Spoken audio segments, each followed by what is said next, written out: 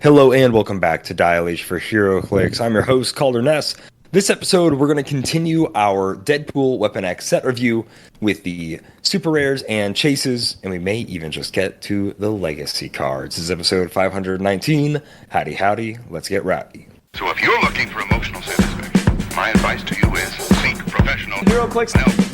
I have the high ground. Oh yeah, you may have the high ground. It's over, Simeon. Yeah. Instant deadpan humor. Over Six people think I am funny. I'm your Captain America. That was just you in a costume. Absolute fools. Simeon will be able to edit that out. That's cool because it's expensive. I'm gonna make Heroclix like that for everyone. Are you kidding? Wow. Dial H for Heroclix is brought to you by CoolStuffInc.com, where you find cool stuff in stock every day, including all the latest Heroclix singles and sealed products. Make sure you check them out at CoolStuffInc.com. Joining me in the studio is Simeon Bruce. What's going on, Simeon? Ooh, there's another storm rolling in. Surprise. It's another storm. Man, we're just getting hit left and right We pulled by that, storms. pulled that little jackpot lever, and it came up storm on the, what do they call it, slot machine. Yeah, that's what I was thinking. Yeah. It's this weekend started off with a storm. I was actually didn't have any power this morning. It got knocked out right before I went to bed last night, and my phone was at about 10%. And I woke up and I still had 4%, and I was like, sweet. And then somebody messaged me and was like, you can plug your phone into your computer to charge it, or like laptop. And I was like, that's right. My terrible laptop that's like the height of what it's used for. It's a charger. Is a charger for a cell phone. Yeah. So I did that. I made coffee on the grill, as you do, with my percolator, my camping percolator. And then by the time I left and got back from the farmer's market this morning, power was restored. So shout out to OPPD for being quick about it for once. Hey, good job, OPPD. Good job, guys. Right on. I still don't respond to my messages in my mail, though. So, Ooh. OPPD, I keep calling, but apparently they don't get my letters. I wrote... Oh, gosh. Well, surviving the storm, is that what made you happy this week, my man?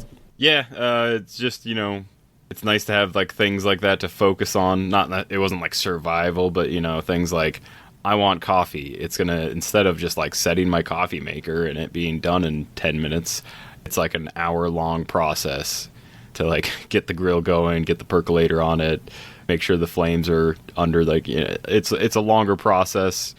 The coffee was much too strong, made me, I wouldn't say like violently ill because it didn't, but it was much too strong and just like instant jitter, like instant like caffeine overload. And I was like, well, good thing I finished that one cup I have because that's enough caffeine for the entire day. But yeah, and then I also made some grilled cheese on the grill while I was Oh, yummy.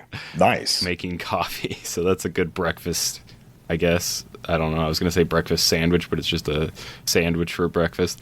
No, it's not fun to like have no power, but it is a little refreshing to, have that like camp-esque kind of atmosphere where you're like forced to read a book because everything you would do is hinged on, do you have internet access? And when you don't have power, you don't have Wi-Fi, yada, yada. So yeah, it was fun. Made me happy enough. Right happy on. Enough. Well, fantastic. As everybody can kind of hear, I'll just say it right away. I'm fighting a sore throat right now, so if I go mute for a while or I'm starting to sound really scratchy, that is why. Perfect timing for a set review, I know. But what made me happy this week is I've been painting and building a lot of the Marvel Crisis Protocol miniatures, and that's been like really fun. And then I got to play my first Marvel Crisis Protocol game this last Friday. So, just kind of a fun little miniatures game to also pick up. I still played Heroclix this week. I still did all that stuff. It's not, trust me, nothing can replace Heroclix. Nothing. But it's just been kind of fun. Put some miniatures together, like their little tiny model kit, and then paint them up. It's just been really fun, really rewarding.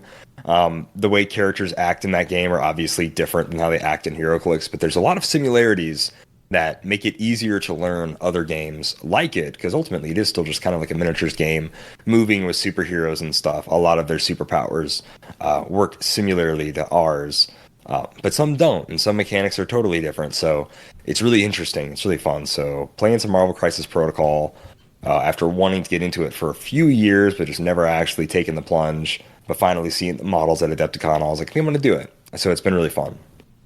Nice. Yeah. I've always wanted to get into those because the sculpts are just awesome. But yeah.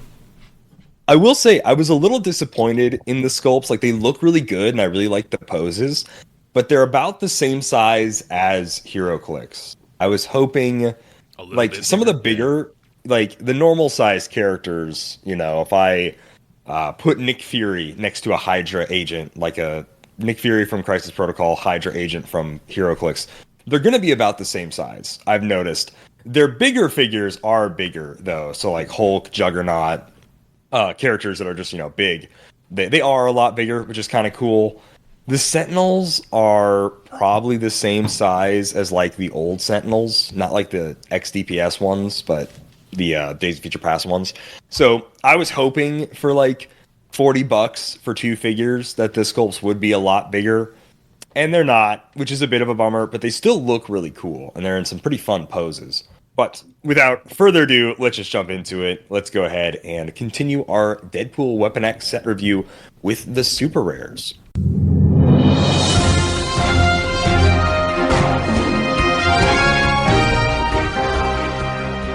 Oh, yeah.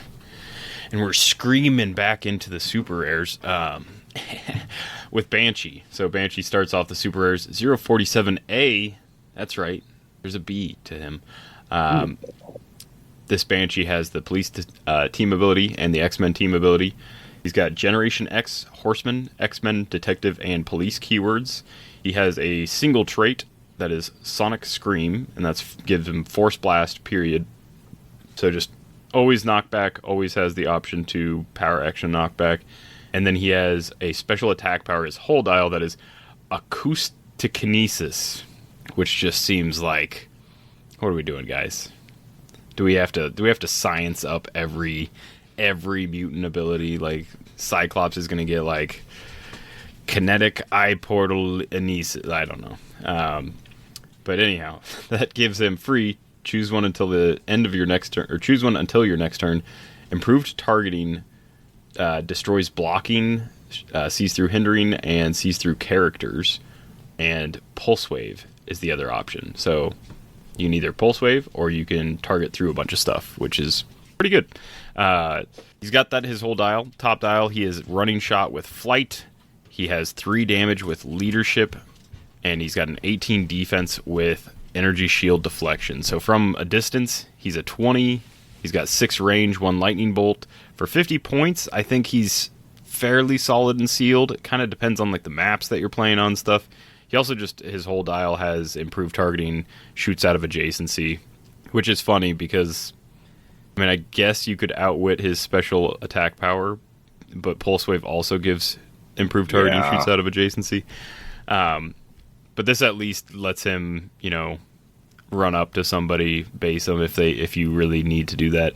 Bottom dial, he goes to sidestep with super senses, and then his last 2 clicks he gets perplex instead of his first 2 clicks being leadership. So little optional thing. And with those perplexes, realistically there's only 1 click where he's not an 11 attack, and that's click 3 where he's just a 10 for 17 defense, 3 damage with no damage power. But yeah, he's a nice little version of Banshee. I think most people, when they think of a super rare Banshee, they think of the absolutely nerf defense one. But this is from Deadpool. Yeah, this one's a lot different. But I do like the improved targeting option. And then, of course, running shot Pulse Wave is just always fun. If there's not a lot of outwit that you pull, if there's not like a lot of pen damage or whatever, Pulse Wave's always something and sealed to consider, and then combining that with Force Blast, obviously good combo. So yeah, decent little 50-point guy. He's really simple. He's all right. I do like him in sealed. I think that's probably where he's at his best. Like what you said, he's running shot, Pulse Wave, he's got leadership, he's got flight. He's got 6 range, so kind of above average range if you choose to go his improved targeting versus his pulse wave. But yeah. Next up is the Prime of Banshee, who looks super cool. The Vox Igni, something like that. Horseman, X-Men, Herald, Mystical, Police, X-Men team ability. He has a trait, a rider must have a steed. At the beginning of the game, you may place Vox Ignis on an adjacent friendly character's card. This game, if Vox Ignis is on that character's card, that character can use all of his other traits, and has, when this character is KO'd or replaced, place Vox Ignis adjacent to the square this character last occupied. Protected pulse wave. Jeez, a lot of words. And that character also has power, place Vox Ignis in an adjacent square. So, he's 90 points, and then you can just kind of choose to just start him off the map, and then they will get these other 2 traits that he has. So, Spirit of Variance, Cosmic Energy Mystics, / this character has a minimum range of 4. That's kind of cool. And then Scream of Change. Mind Control, Penetrating Psychic Blast. When this character attacks a single character, any positive modifiers of the target's defense value become negative. So if they have ESD, if they have combat reflexes, if it's perplexed up, if it's a Scott Porter thing where they're adjacent to a friendly character, there's a keyword, etc., it will then become a negative. So it's kind of cool. Isn't something you can control easily.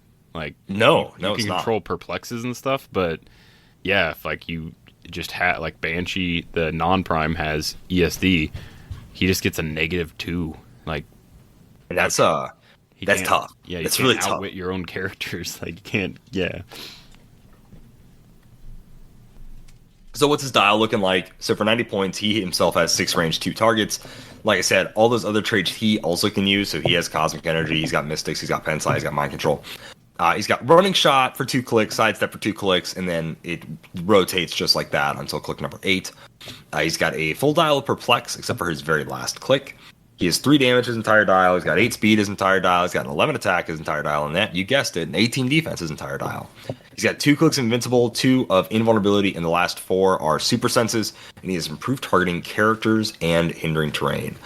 I don't think this guy is quite strong enough as far as, being a prime with all the other super rare primes we have. You really have to punch up like crazy to be a prime in the day and age today.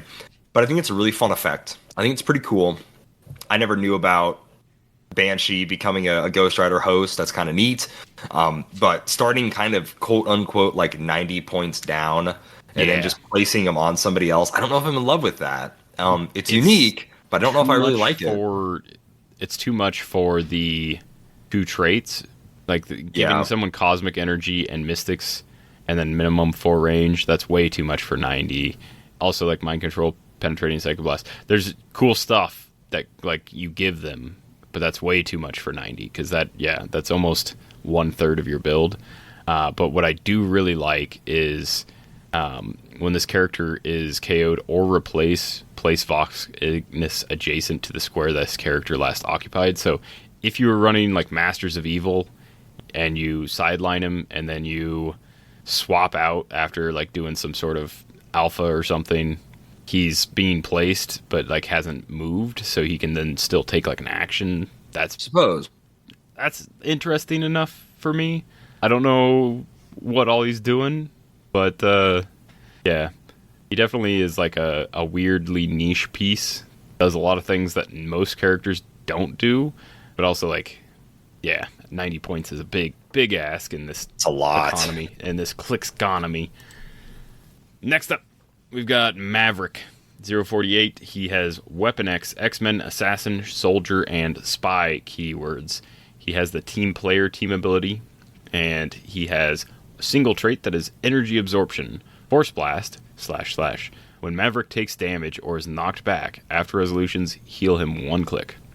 Which is cool. That's kind of like a really weak version of Sebastian Shaw, but that's kind of who Maverick is. And then his whole dial, he has a special attack power that is Corrosive Blast, Energy Explosion, Penetrating Psychic Blast. When Maverick knocks back an opposing character, give them an enzyme token.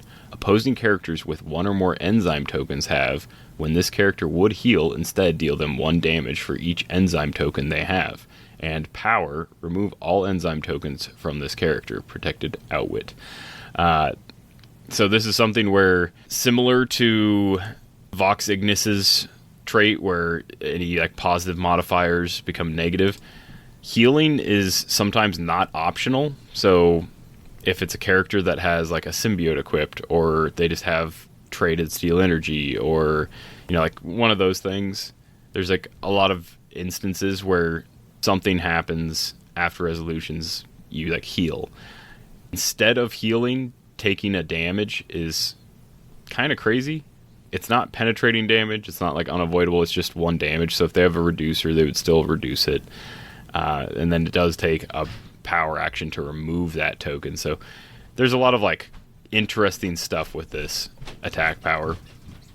And then also just energy explosion, penetrating psychic blast, like that combo is always good. At 75 points, he starts with running shot, invulnerability, and ranged combat expert. So on click 1, he is a 12 for 4, and then he's got 4 range, 1 lightning bolt. If you instead start him at 50 points, then he's on his stealth section of his dial, the middle section of his dial, where he's stealth, still has that attack power, still has invuln, and still has range combat expert, but he's a 10 for 2. There's ways that you could boost all of that with like copying Avengers or whatever with team player. And then his last 2 clicks, he gets sidestep, a toughness, and outwit. I guess technically the toughness outwit starts on click 5 with stealth, but his last 2 clicks he goes back to some sort of movement, which is nice, being able to just shift around a little bit. I really like this guy in sealed. I think depending on what you pull for 75 points, this is a no-brainer. I've got a 12 attack for 4, either Psychic Blast or Psychic Blast Energy Explosion, plus Force Blast, plus little ways to heal. There's a lot of like things that are great about this character, especially in this set. I think we can expect a lot of characters that heal from different things. So giving enzyme tokens is a good way to do that. I 100% agree. In the 1v1, the Maverick versus Maverick thing, whichever Maverick hits first, it's hilarious because you would knock them back, give them an enzyme token, and then when the one that was hit takes damage or is knocked back after resolutions, you'd heal. Ooh. So instead of healing, you would then take a damage, but he's got reducers his whole dial, so you'd also like have to outwit something along the way. So it's funny. It's just I don't know. We'll probably see a character that Maverick here is like silver bullet for in this set. I think he's just a healthy figure to have in this set, especially for sealed or battle royales or anything. Just with all the healing from the Deadpools and Wolverines, being able to kind of nix that is super nice. So I really like Maverick a lot. I think he's a great piece. Scarlet Witch up next. She's got a special little witchy dice as well. So she is 80 or 50 points. She has one trait called Magneto's Daughter. Other characters with Brotherhood team ability have Mystics, so she's Jinx for Brotherhood, so that's pretty cool. So what do you gain for 30 points versus 50 points? So on her 80-point line, she is a running shot Pensai ESD with a special damage power. And then at 80 points, she basically goes -1 to all combat values, and then loses running shot and gets phasing instead. So what is her damage power? It is Chaos Magic. Probability control, when Scarlet Witch uses it, the target rolls her Chaos dice in place of one of the standard dice. Now, I don't know if I love using her dice. It's a real 50-50 in almost the truest of sense. Yeah, so basically. She super succeed or super fail. Yeah. So it's a 1-1-2 5-6-6 on her dice. So pretty scary, but if you re-roll one of the dice, maybe the other one's a 1. 50% chance they roll another 1 or a 2. So pretty decent chance, or like 2 chances of rolling a 1. So decent chance they might crit miss, or they might just roll a 6 and they'll hit you anyways with a decent attack roll of 7. So probably, I think there's times this can be useful. It is, when she uses it, the target rolls her chaos die instead. Yeah, it doesn't say may, so it just kind of sounds like you have to use when you use a prob. It's another time where, if it works just as well for you though, because it's any target. It's not opposing. It can be friendly too. So you could be like, okay, I rolled a 6, and maybe I roll a 1 or a 2, and I'm like, okay, whatever. I'll just roll again. Maybe I get another 6 crit hit. So it could potentially be bad for your opponent. Could be really good for you. Vice versa. It's pretty cool. So she's mostly a Pensai ESD with that special damage power. And then she loses her damage power on click 5 through 8. She just has normal prob as well as super senses and precision strike. And on 6 through 8, she has some sidestep. So I would say in sealed, definitely want to run her at her running shot, ESD, Pensai, top dial. She also has some flight, which is pretty helpful. She has a 19 defense with ESD, so that's pretty neat. And as far as teams, she got very minimal keywords. So she's Avengers, Brotherhood of Mutants, and Mystical. Simple enough. But I really like this. It's very classic Wanda costume. She's got her big tiara, crown, face deal. She's got the red suit with the pink lines, all that stuff, the red cape, and she's got some really cool hexes and stuff behind her on her sculpt. So I really like this Scarlet Witch. And the big pink dice is pretty fun. Yeah, I'm excited for this one. Mostly because the sculpt, but... Oh, yeah. Yeah. Next up is her father. Well, at one point, her father. We'll see. Magneto. He has the Brotherhood of Mutants team ability. He's got Acolytes, Brotherhood of Mutants keyword, and Ruler keyword. Number 050 in the set. He is unique. He has a lot going on. So one big trait is Electromagnetic Pulse. Pulse Wave, Telekinesis, Power. Once per game, choose one. Unequip all other characters. This game, Magneto has characters within range can't generate terrain. This game, characters with the robot or vehicle keyword modify attack, defense, and speed -1.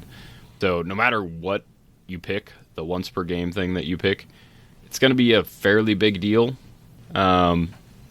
Characters within range can't generate terrain. That gives him that trait permanently. His range is 6. Unequip all other characters. That's friendlies included, but if you're building with him, you can kind of plan on that. And then also, if you happen to be going against a robot or vehicle like heavy team, modifying attack, defense, and speed all -1 for the whole game is pretty big. I really like that first trait. I'm glad that he's costed at either 175 or 100 because that trait could be abused heavily if he had a lower dial for sure. He has a special attack power on both dials, so it goes from click 1 through click 5, and then he also gets this attack power on clicks 8 and 9. So there's a little bit of a break on clicks 6 and 7 where he just gets Psychic Blast, and then on his last 2 clicks he has no attack power. But this attack power is... The curtain falls and the play is finished. When Magneto hits, until your next turn, hit targets can't reduce damage or be healed. So, in this set, specifically, kind of a big deal if he hits. 6 range, 2 lightning bolts, hit targets, so that's multiples. Yeah, I really like this power. I think not being able to reduce damage or be healed, that keeps cropping its head up. And I think rollouts are getting more important because we keep finding ways to say that people can't reduce things or I guess can't use defense powers. A big part of that is not being able to reduce. And then he has a special damage power. His last 2 clicks, that's right, it's a stop. So he's got Comatose, guarded by Colossus, Stop, Mastermind. Magneto can only be healed by support. And on this click he has 0 speed, 0 attack, 0 damage with 14 defense. So that Mastermind is protected from Outwit because it's on a stop. He cannot heal off of this except by support, which is going to be hard and sealed. It's almost impossible. But still double stop click, denying your opponent a little bit of points for a little while. You can still Mastermind if, depending on where you're at with time and how many points they have and stuff. So not a terrible option for sealed. On his 175 point line, he starts with 8 speed, 12 attack, 19 defense with invincible, and 5 printed damage with leadership. He has leadership his whole dial except till clicks 10 and 11, his last 2 clicks, where he has no damage power. And then for 75 points less, you start on click 5. So that's, 4 clicks for 75 points. I think it's worth it, in sealed especially, because of the stat difference. But at his 100-point line, he starts with a 6 speed, 11 attack, 4 damage, 18 defense with invincible, and still has that special attack power. So, yeah, I don't know. I think the weirdest thing you're going to come across is in sealed, his most powerful part of him, that big trait where he gets to do something, probably won't come up in sealed nearly as often as it will in 300 modern. I feel like that's a 300 modern thing for sure, but you won't be seeing anyone that's equipped. You might see some people in this set that can generate terrain, and also, I mean, I guess anyone that just negates barrier. And then I don't know how many robots and vehicles there are in this set, but no, I really like this guy at 175 in sealed. He's gonna hit really hard, and he's gonna, especially in this set, not being able to reduce damage or be healed is pretty big. And plus he's your leadership, so if you can fill out the rest of your team with some smaller attackers, some like 50-point dudes or support pieces, yeah, this Eric Leichner is going to be quite formidable in sealed. I think he's pretty solid, but yeah, he's just really high points for anything like constructed being super viable in it. But I think it'll be fun for some Brotherhood of Mutants teams, kind of casually. In sealed, I agree with everything you said. I think it's kind of iffy on whenever those traits will actually come into play. But his attack power, absolutely. I feel like that'll at least help you a ton out in sealed, which is nice. Next up, we have Storm 051A. She is Araco Morlock's Wakanda X-Men deity and ruler. Somebody finally remembered that the Araco keyword exists. Hats off. Congratulations. Good job. She has the X-Men team ability. She's 60 points. She's got 2 traits and a special attack power her entire dial. She can fly. She's 4 range, triple target, and she ignores characters for line of fire. For the first 3 clicks, she is stealth, super senses, and probability control. Her last 3, she's sidestep, willpower, and perplex.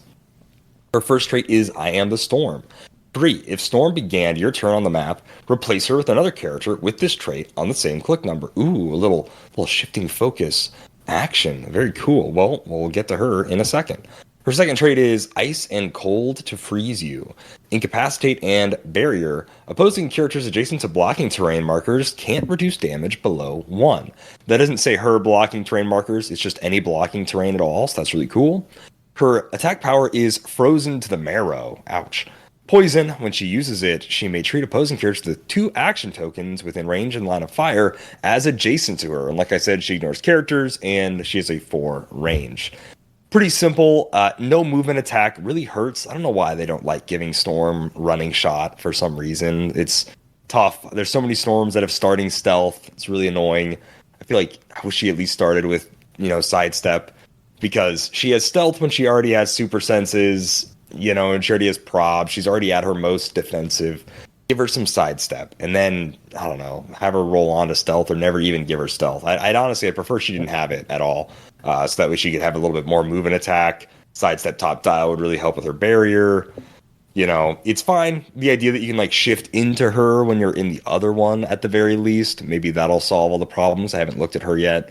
But this one is definitely more support heavy with the whole barrier special, with the prob, with the perplex, and kind of the poison. A lot of her best abilities aren't really making attacks necessarily. But that is 51A Storm.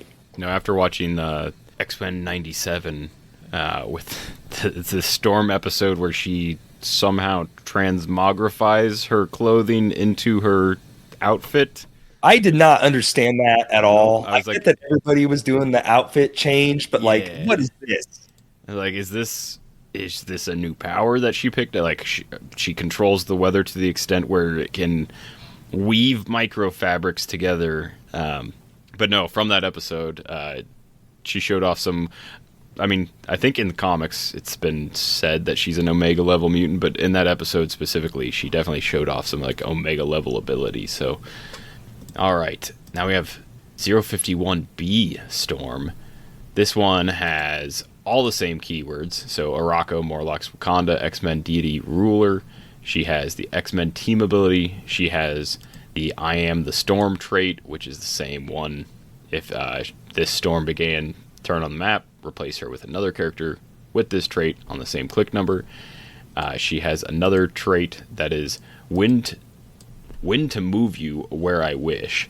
So this one gives her Force Blast, Sidestep. When a friendly character within range knocks back an opposing character, Storm may choose the direction of knockback, which is always interesting. Being able to choose the direction of knockback, very cool.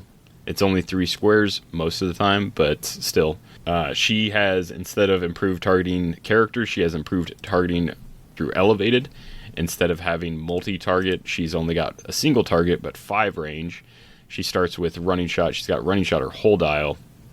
She's got a special attack power her whole dial, which is Hurricane Gales, and that gives her Pulse Wave. When an opposing character is knocked back, they treat other characters as blocking terrain for determining knockback damage, which is awesome when you combine that with her other trait where she gets to choose the directions.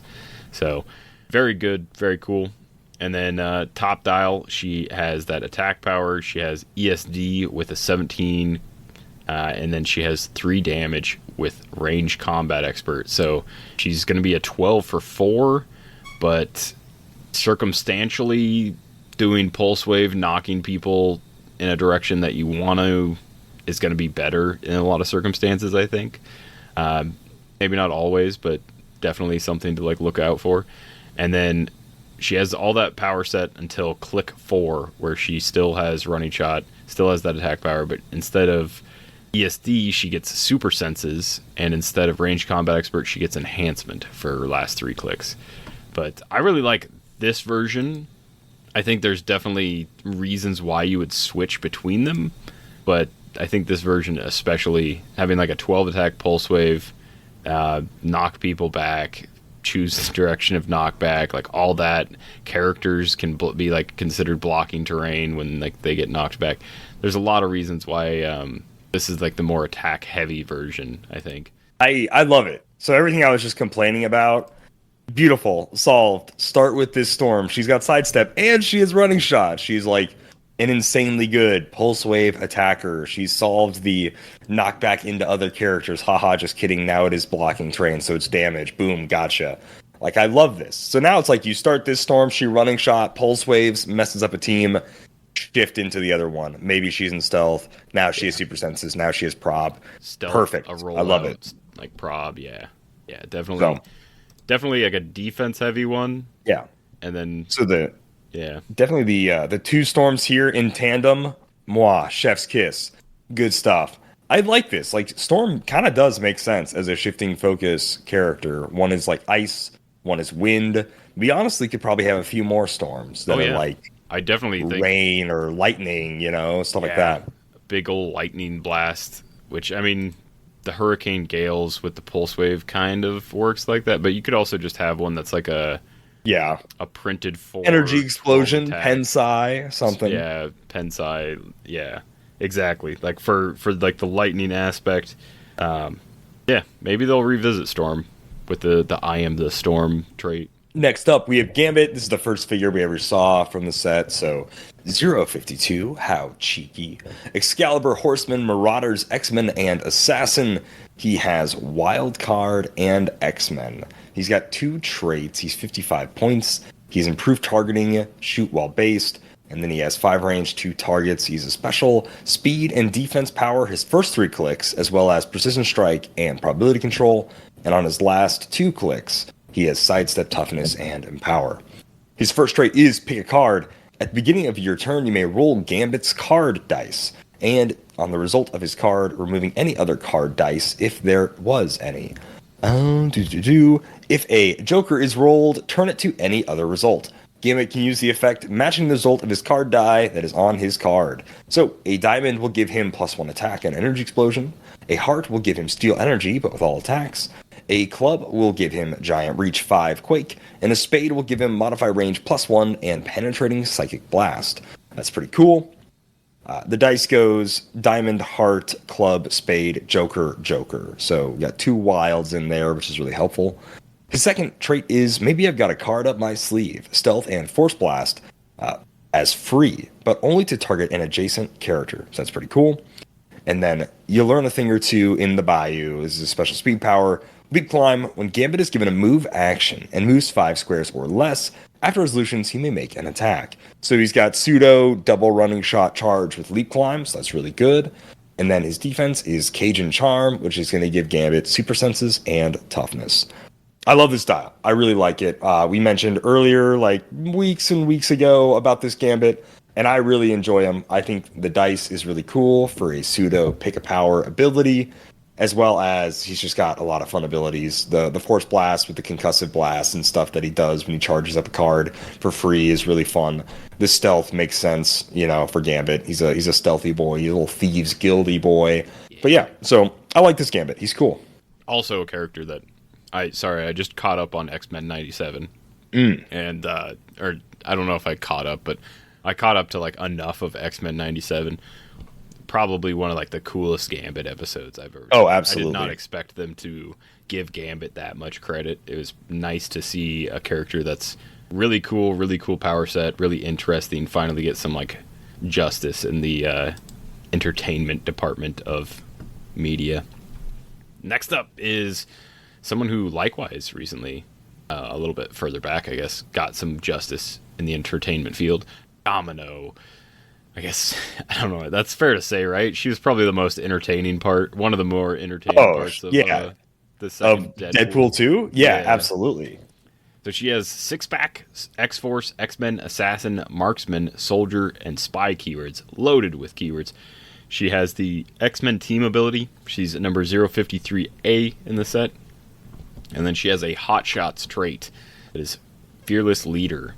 So if you recall from our CUR episode of this set, all the Hot Shots have a trait that gives them some sort of token, and then they can cash them in for different reasons.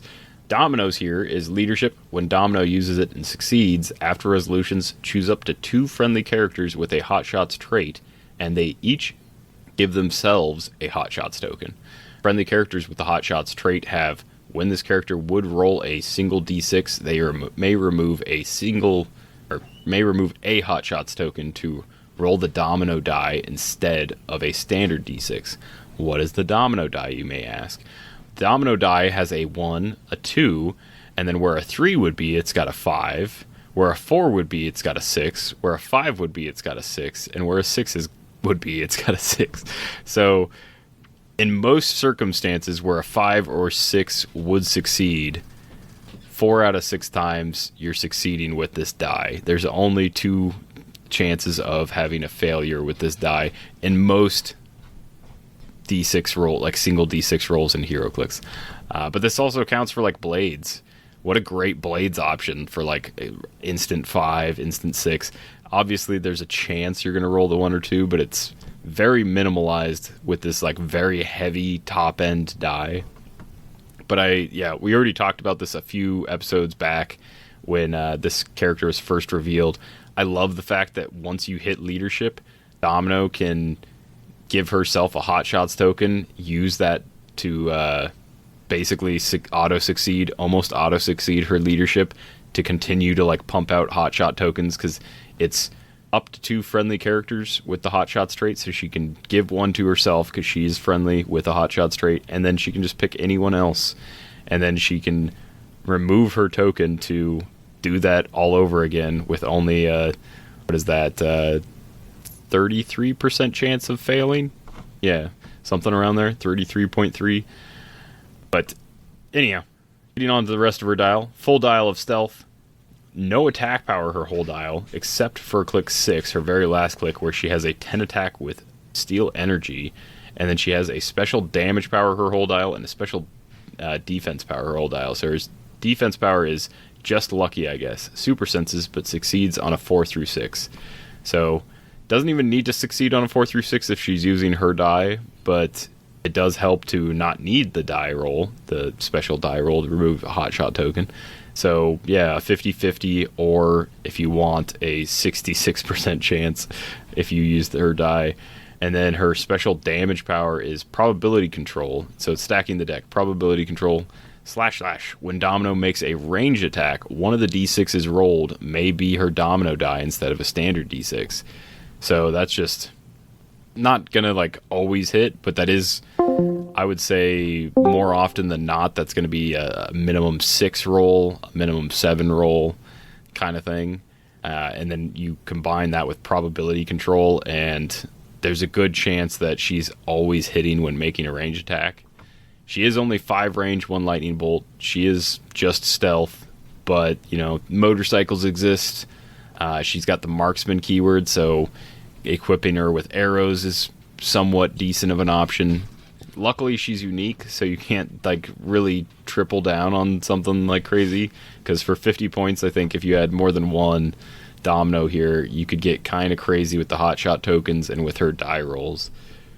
Oh, man. 2 of these at, like, 50, just hitting leaderships every turn or something, handing out double hotshots tokens, that would be, like, kind of freaking wild. Kind of be awesome, but...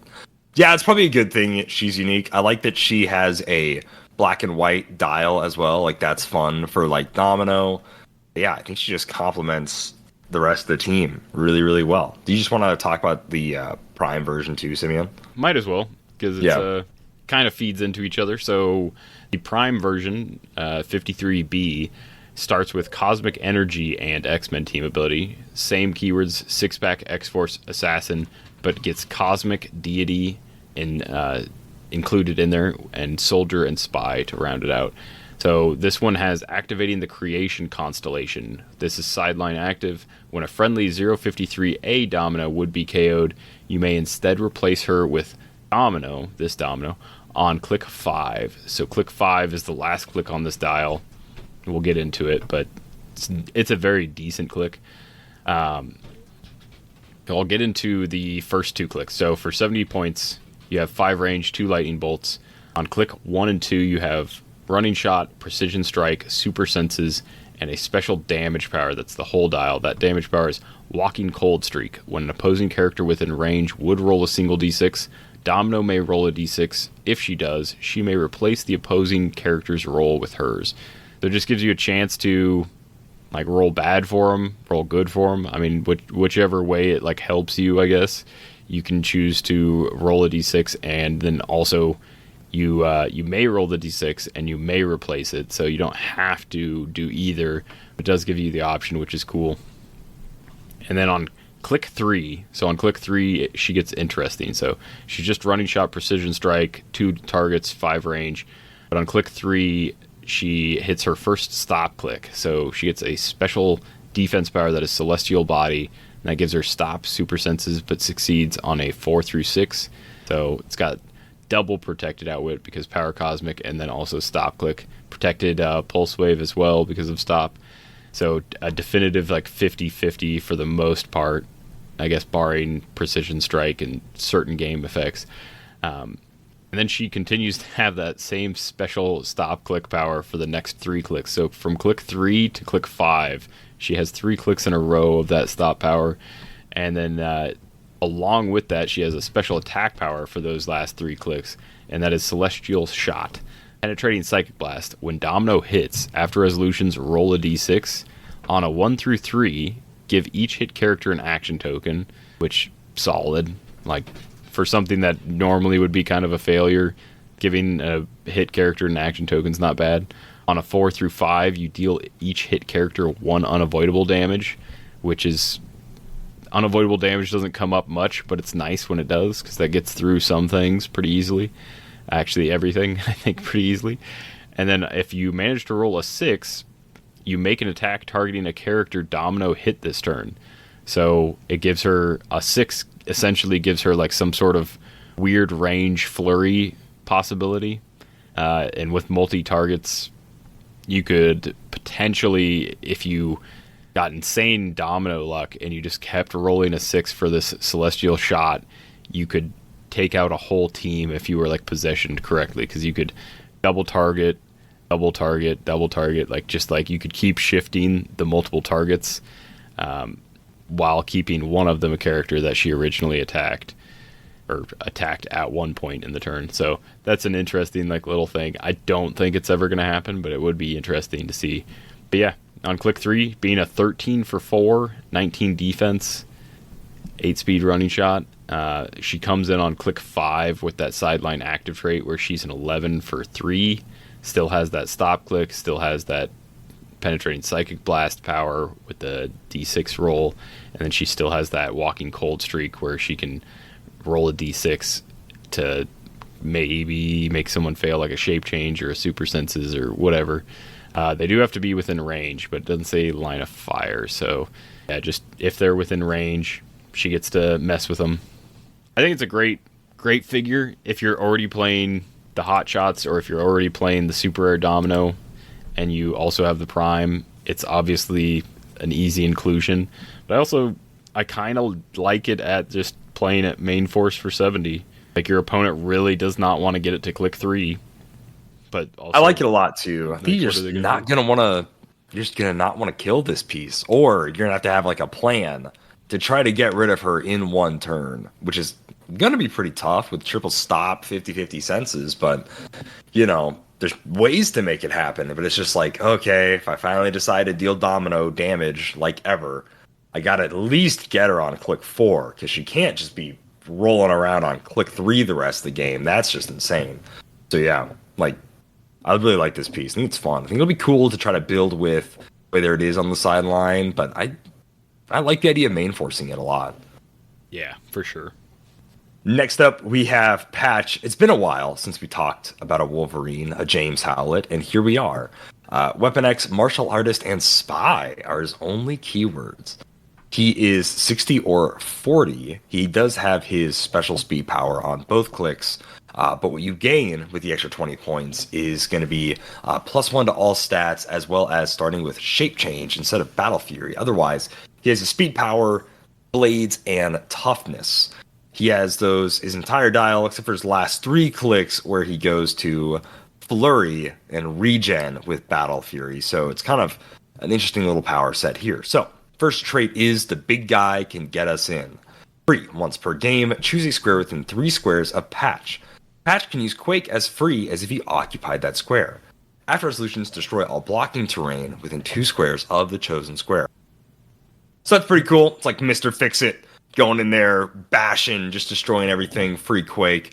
I think that's a lot of value for 40 points. You could do some like drop-off tech, 40 points, free once per game, cart them all the way up the map, boom, free Quake. Pretty solid, clears out a bunch of, terrain, gets rid of a bunch of blocking. So if, Morlock Tunnels is giving you trouble, bring in Patch, destroy a bunch. His speed power that he has for his first 4 clicks is low profile, which gives him Flurry, Sidestep, Stealth, // If he occupies hindering terrain, you choose 1. Place Patch in a square of hindering terrain within 4 squares, or place Patch adjacent to an opposing character within 4 squares. So this is a really interesting version of Wall Crawler, where it's either boop, staying safe, staying in stealth, or yeah, let me get in there, let me stab this guy, place him next to an opposing character. Combine that with his sidestep, kind of gives him a 6-square reach, which is really solid, which is actually better than charge on all of his clicks. So that's really cool. I like it. I think it's fun. A little Flurry Blades action, a little sidestep stealth, stay in hindering. It's pretty cool. A little free Quake.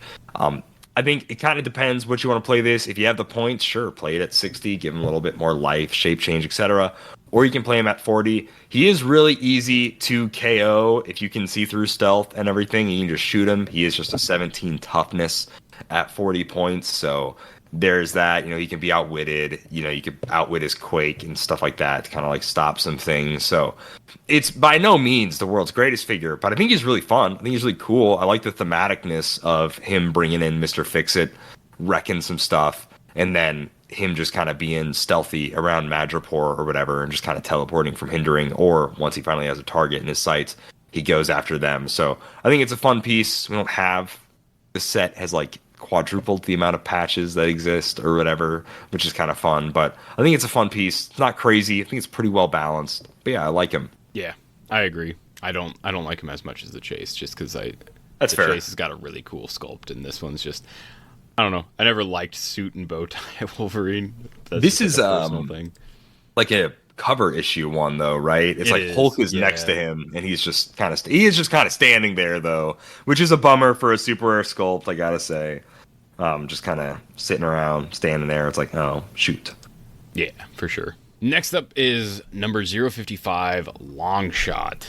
He is another unique. We've got a lot of uniques in this set, so he's also unique. He's got Exiles, Mojoverse, which is not a keyword we get often, X-Men, and Celebrity keywords. He's got 2 traits. The first one is, what can I say? It always works out.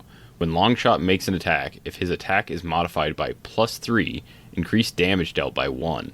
When Longshot is attacked, if his defense is modified by +3, modify the attacker's damage -1.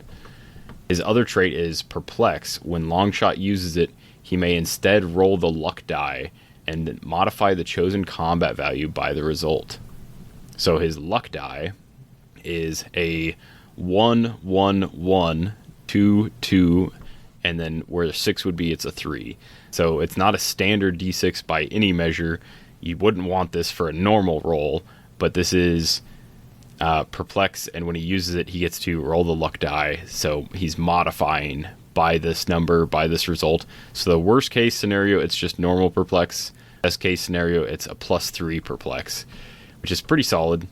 And then, he gets those additional benefits where if his attack is +3, damage gets going up by 1. If his defense is +3, the attacker's damage is -1. His whole dial, he has a special speed power that's where I need to be. Sidestep, leap, climb. So he has sidestep, leap, climb his whole dial. He has precision strike his whole dial. Super senses his whole dial. And he's got prob his whole dial. For 60 points, you get a 6 speed, 11 attack, 17 defense, and 3 damage. For 20 points less, you get a 6, 10, 16, 2. So it's 3 clicks less. In sealed, you're obviously going to be wanting to go with that 60 point line. He's actually like a solid attacker, 4 range, triple target, can shoot through characters, target through characters. So very versatile on that 60 point line in sealed. For 40 points, honestly don't know how often you use that 40 point line, because I honestly think that having an 11 for 3 is just worth 20 points. I think that's worth a lot if you're going to use this character. And 3 more clicks of life. Yeah. I agree, though. I think you always play this guy at 60. Harder dial to KO, but then also I'd much rather be a 14 for 4 potentially than a 13 for 3 potentially. Because it's just, or potentially a 20 defense, giving them a -1 to their damage. His top 9 is just, I think it's worth that extra oomph. For 40 points, I guess if you just want to sidestep, perplex, still triple target, precision strike kind of thing, still a prob and sealed, he definitely can fit that role. But if you're pulling this guy, he's probably one of the pieces you're going to want to make into like a solid attacker rather than like a support piece. Absolutely. Next up is Professor X. From the worst episode of X-Men 97, we have armored up Professor. I don't know if you've seen that one or not yet, but it was pretty bad. In my opinion, it's pretty bad. But Professor X here, wearing his cool Shi'ar armor, Illuminati, New Mutants, Shi'ar, Starjammers, and X-Men. He has the X-Men team ability. I like him more at 90 than I do at 35. He takes quite the U-turn at 35, which I'm not the biggest fan of. But his first trait is Free the Prisoners. When determining theme teams characters, the X-Men keyword, gain the Starjammers keyword. Friendly characters with the Starjammers keyword all get S.H.I.E.L.D. team ability, so that's actually really cool. He can hand that out to all his X-Men stuff. It's pretty neat. He has a special damage power for his first 4 clicks. This is only available on his 90-point line when he's a running shot, Pensai, invulnerability with the damage power. Gives him leadership shape change. When he uses leadership and succeeds, you may instead generate a Shi'ar soldier bystander, maximum 6, or a Lilandra bystander, maximum 1. But that's only when he succeeds at leadership, and it's only a 5 or 6. It's not a special leadership. The Shi'ar soldier, I believe, is the same stats as the old Rise and Fall Shi'ar soldier. So it's a 6 running shot, 10-0, 17 toughness, 2-0 with 4 range. Lilandra, I believe, is the same stats as the Lilandra from that set, which is an 8 running shot, 11-0, 18 toughness, 3 damage prop with 5 range. Again, you're probably just making Lilandra right away, and then If she dies, you'll just make her again if you get lucky, or if you can succeed without any of them dying, you'll just probably make a bunch of soldiers kind of as extra. The soldiers aren't great. Lilandra is obviously great. She's a running shot prod piece. It's really solid with 5 range. Sadly, on his 35 points and his last 3 clicks, he becomes Charles Xavier. He lost his cool armor, and he's kind of fallen out of it, and now he's just mind control, nothing, super senses, outwit. So I would like this a lot more, because like running shot, Pensai, and flight, all that stuff is great in sealed, but it's just not quite amazing. I still like, as far as a running shot Pensai piece goes, I like Maverick way more in sealed, but obviously you may not get lucky enough to have the choice. So Professor X here is a fine secondary, but I just don't love it. If he could make his bystanders in a more consistent way, like, I don't know, like a power action to make bystanders, something, making them on a leadership, and then it was really a power just action hoping, for the soldier, and then yeah, that would have been cool. Leadership, like always being able to make the soldier at the very least, because if not at 35 points, I just feel like he's gonna die, and he can't make his bystanders at 35 points, and he doesn't get leadership or shape change. Like at that point, you're really just playing him. We'll entertain this idea to just give a bunch of X-Men Starjammers / giving them shield. At that point, sure, I guess play him for 35 points, but he is just probably gonna die. He's got just super senses, no protected outwit, no nothing. He'll probably just get KO'd at 35 points unless you keep him way back. So I'm not in love with this piece. It kind of has weird split lines. The power level's not quite there. The making bystanders isn't quite there. But for those of you that were looking for a Professor Xavier in his Shi'ar armor, I guess here you go. You have him. I guess enjoy it, because we'll never get that sculpt ever again. No, probably not, huh? Next up, we've got Wolverine Pool, number 057 in the set. He's got Deadpool Core, Weapon X, and Assassin keywords. I don't think he was ever part of Deadpool Core, but this was like one of the weird characters from Deadpool versus Deadpool, I think it was called. Oh, the Deadpool kills Deadpool? Yeah. Where it was just whole bunch of different, they've done this ad nauseum at this point, like Council of Reeds, Council of Deadpools, Council of Dooms, where it's just the multiverse of, the Spider-Verse of Deadpool. Except some of them were evil, some of them were good. So I believe this one was evil, and I think the way that this character was killed was like some sort of like nano bomb something, spiders that like ate its like flesh. I don't remember at all, but it was interesting comic. I think he was there for like 3 or 4 pages. So he's got 2 traits. Oversized Katana Claws is his first one. He's got Giant Reach of 4, Blades, Claws, Fangs, and then improved targeting destroys blocking, but only when Wolverine Pool makes a close attack. When Wolverine Pool makes a close attack using Giant Reach, after resolutions destroy all blocking terrain he drew a line of fire through. So not only are you targeting through blocking and destroying it, but potentially up to like 3 squares of blocking, because you can draw a line of fire through multiples. So yeah, I don't know. That seems pretty neat. Decent with Giant Reach. Also, just like Giant Reach of 4 is kind of unheard of. That's not normal normally. Then his second trait is Brutal Off-Panel Violence. When Wolverine Pool rolls a critical hit against a single target, roll a d6 and increase the damage dealt by the result instead of increasing damage dealt by 1. So you could potentially roll a crit hit, roll this d6 to increase damage dealt by 6, and then roll a 6 on Blades to do 12 damage, which is pretty insane. And then you combine that with his top 3 clicks, where he has Charge, Flurry, with his Best There Is, Snicked. So, yeah, for 75 points, you get a 10 speed, 12 attack, Battle Fury, Combat Reflexes.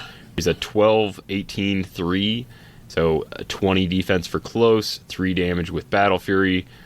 I think it's worth trying to roll the Blades most of the time. Obviously, you have no way to like guarantee a crit hit, but if like you do, then there's also like that additional damage kind of situation. And then his special defense power comes in on his 50-point line, which is stop, super senses toughness. So on click 4, that's where his first stop click appears. He gets normal flurry, no charge involved. He gets a 12 attack still with precision strike, and he goes to a 2 damage. So this is where you'll definitely want to use that traded blades for sure. So I think top dial, 5 speed, or like a 5 speed charge, and then 4 square reach, goes through blocking, like stuff like that. That's a pretty solid reach with a charged flurry piece. 9 square effectively. And then, for 50 points, 25 points less, you don't have the movement attack, which is rough. You start on a stop click, so your super senses toughness is protected pulse wave, protected outwit, which is solid enough, but you have to like drop him off or you have to move up. And then immediately after that first click for his 50-point line, on click 5, he loses that stop click and he gets 3 clicks of regen. On click 4, 5, and 6 are all the same speed and attack powers. And then on click 7, he goes to charge, steal energy, regeneration, and battle fury again. And then his last click, he gets that stop click again. So he's charge, steal energy, belch, stop, super senses toughness, and battle fury. I really like his top dial. I just think that 50-point line is... I don't know why you'd ever use it. Yeah, I think you're really reaching if you do that. I don't think that's worth it at all. There's got to maybe if you want to give him a bike and technically you're saving 10 points, you could give him a bike. Yeah, but 15-point bike to save 10 points and lose 3 clicks. Yeah. Yeah, I don't know. Just play him at top. I love a piece like this. It has like the brutal off-panel violence is a trait I love. That's one where I would be teaming him up with as much die replacement, with as much, playing with Saint Walker at 60 points, so that way he'll critical hit on like a 10 through 12. Like that would be really cool. So yeah, I love this piece. And then, try to hit somebody for damage plus 6 or something would be so sick. So I like him. I think he's really fun. I think he's great. Like this is like one of the first pieces in the super rares. I'm like, I cannot wait to try to like keep playing this guy to get his effect off. I think it's a really cool, fun piece. I agree. Yeah. And it's fun sculpt. Yeah, dude, the massive. It's a cool character. Big claws. They rock. Last one here is Cable making his return. You can't have a Deadpool set without Cable. Every Deadpool set has had a pretty cool Cable. I would say this one's no exception. He's no Deadpool in the X-Force Cable, who was just a beast of a common, but he's a little more in the vein of the very first Deadpool set Cable, where maybe he's going to do a little bit more helping than hurting. So he has Team Player, New Mutants, X-Force, X-Men, Assassin, Future, and Soldier. His trait, big muscles, bigger firepower, and that is something we should talk about. He has a massive plasma cannon gun thing. It rocks. It's like bigger than he is. It's hilarious. So Cable's packing heat for sure.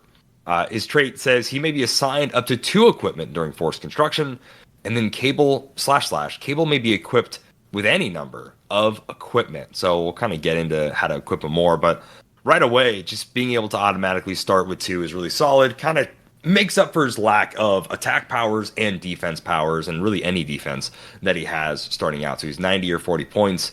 Got running shot for the first 4 clicks, willpower for the first 2, ESD for the next 4, and then he's got enhancement in his first 2 clicks, perplex the next 2 clicks. So then on his 40-point line, he's got nothing for speed, TK, ESD, range combat expert. On his last 2 clicks, he's sidestep, pulse wave, regen with outwit. So kind of a funky little dial here.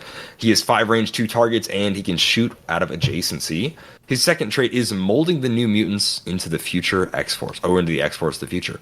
Leadership, when establishing theme teams, friendly characters to the New Mutants keyword, gain the X-Force keyword. Power, choose 2 friendly characters with the X-Force keyword that are within 6 squares of each other. Place them into each other's squares. After resolutions, heal one of the chosen characters 1 click. It's kind of neat. It's a very funky ability where maybe somebody running shots up, shoots, and then if you want to easily mobilize the other person, they don't quite have the reach, you could power action, boop, switch places. Kind of a fun body slide for other characters that he gets to do as a power action. So he's definitely more placement heavy. There's kind of 2 ways to play Cable. Run and gun, where maybe you give him more offensive equipment capabilities on his running shot willpower enhancement top dial, or and then again, also with this equipment, you can also kind of play him running gun if you want to. Maybe you give him the running shot bike. That way he's got running shot ESD at his 40-point line, and then you can kind of do some stuff. But at 40 points, he is no stop click. He's no reducer, 17 ESD, so a little scary to play him at 40.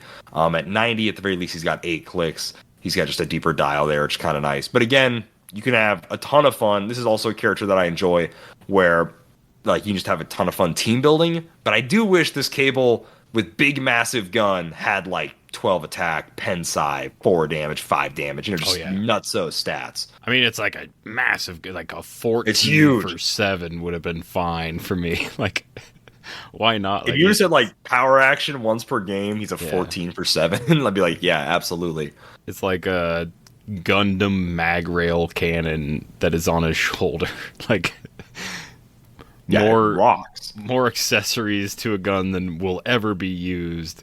But like, yeah, like give him some insane like top dial stat for that giant gun that takes up 90% of the sculpt. It's like as big as Cable is. All right. And we're already into the chases. So yeah, super rares flew by. Yeah. First up is Wolverine and LCD. Now, a lot of you are like Albert. But yeah, real name Albert and LCD. To be fair, in the comics, Albert originally was like pseudo Wolverine. He's a robot. He's an android or whatever. But like they tried to bill him as Wolverine and like try and sneak by. So Wolverine and LCD makes sense if it's like first appearance. I think this is the first time they're both being or not. No, I think Albert's been clixed before, but I think the duo. This is the first time they're being clixed. They have Exiles, Reavers, and Robot keywords. They have the Wolverine Squad trait, which we haven't seen in a hot minute, so I'm going to go over it again. When this character rolls a 5 or 6 on any single D6 roll, after resolutions, you may heal a friendly character with the Wolverine Squad trait 1 click. So that counts for super senses, blades, regen, all the things that Wolverines and Wolverine Squad should probably be able to do. They also have a trait that is Living Bomb. At the beginning of the game, choose a standard opposing character of 50 points or more. Pulse Wave as free, but only if it would target the chosen character, which is hilarious to me. Standard opposing character, 50 points or more. So you can't do this to like Scott Porters, sadly. You can't just like really target out a Scott Porter. But there's a lot of characters that you can target out that are 50 points or more. So I think this trait is really neat. It's similar to like the Avengers team ability, similar to the JSA team ability, but it's just like at the beginning of the game, who's the biggest threat? You can use Pulse Wave as free, but only if that character would be a target. Pretty cool. That's a trait. And then they have a special damage power for their first 4 clicks. Is that a little girl or a super intelligent robot? Outwit, shape change. Once per turn, you may re-roll a die rolled by Wolverine and LCD, including 1 die of an attack roll. So re-rolling a single die from an attack roll is awesome.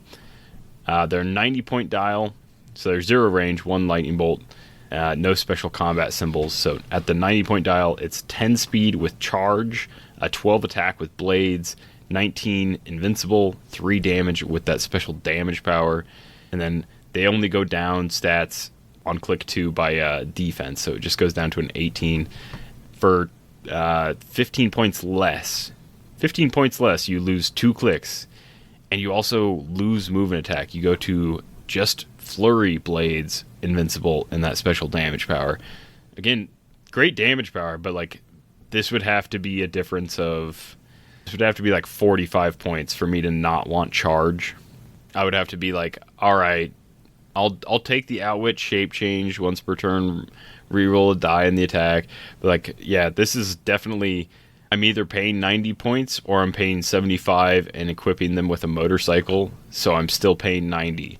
The 2 clicks of life, the 19 defense, there's just no reason in my mind I would ever play this figure at 75 because, yeah, there's not enough going on with their traits and stuff that where I'm like, 15 points is worth not being able to charge 5 squares with a 12 attack and a 19 invincible.